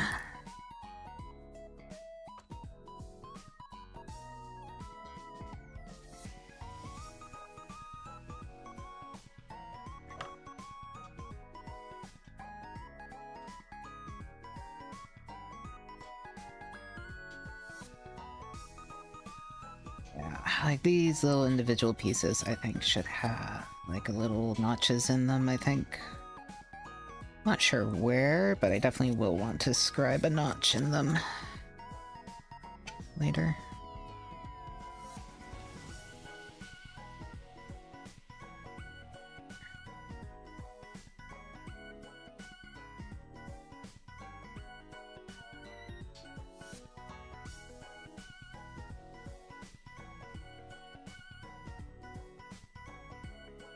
Okay, well, arm.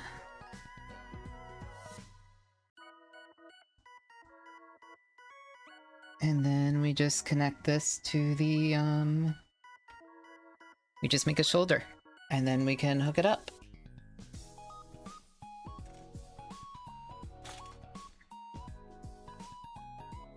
He'll get one arm today. Might have to wait for another stream to give him the second arm.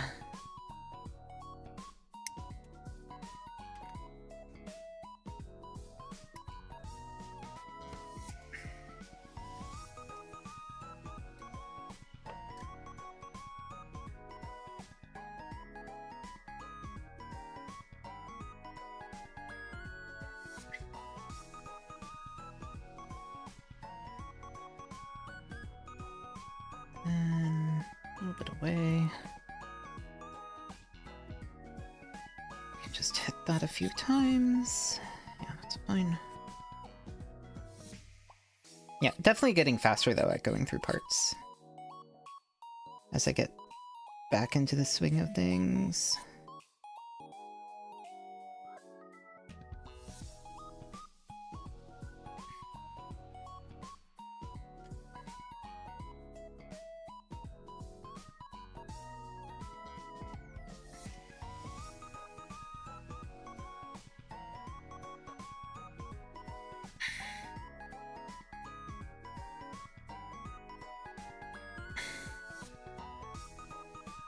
And hopefully next time I do this, I'll have the new hand cam set up.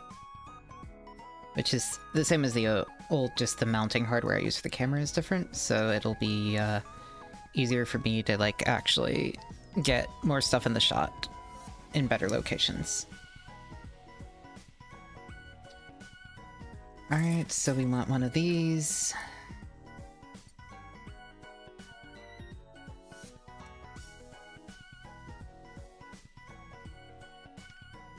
And then we want what polycap? 3. Okay, that's this one.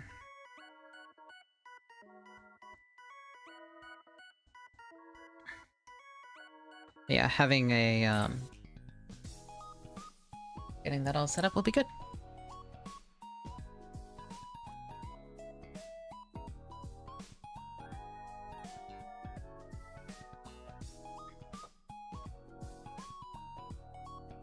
Because right now it's just literally just bolted to the end of a monitor mount, so it's not a monitor. It has a decent amount of articulation, but not like really the stuff that you would need for a camera. So, so hopefully I'll add like actual like swivel and be able to like have it a little bit higher up and stuff.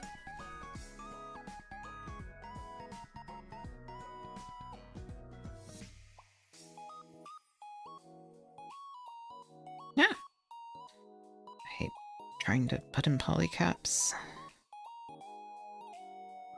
There we go.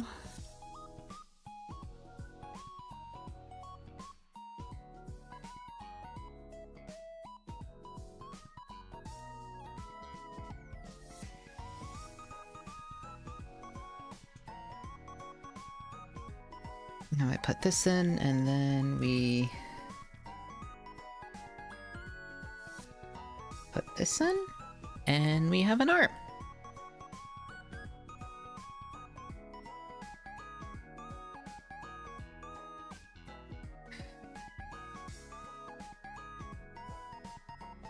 So, pop that in.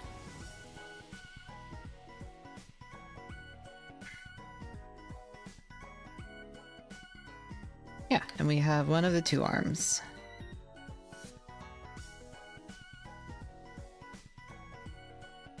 I'm already like seeing changes I want to do to it.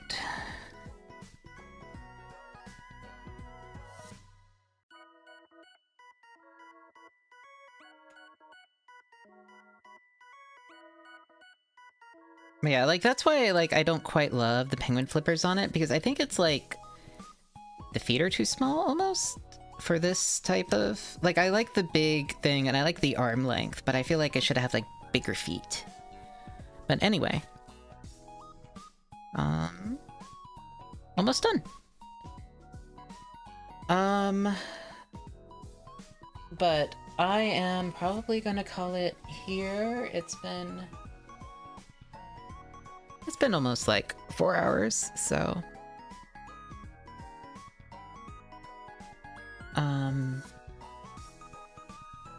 and I'm just too hungry. All right, I will see you guys next week with probably some Pokemon. I want to finish ZA, maybe some Armored Core, and then more GUNPLA. And maybe a 3D printing stream too. That might be good. There might be a few things I want to do next week. I'll figure it out. All right. I'll figure it. Well, tomorrow I'll probably post a schedule tomorrow. Anyway, Otsubui everyone, thank you guys for coming. Next week is my 2-year anniversary. Don't say that. Man. Next week is Pikmin, apparently.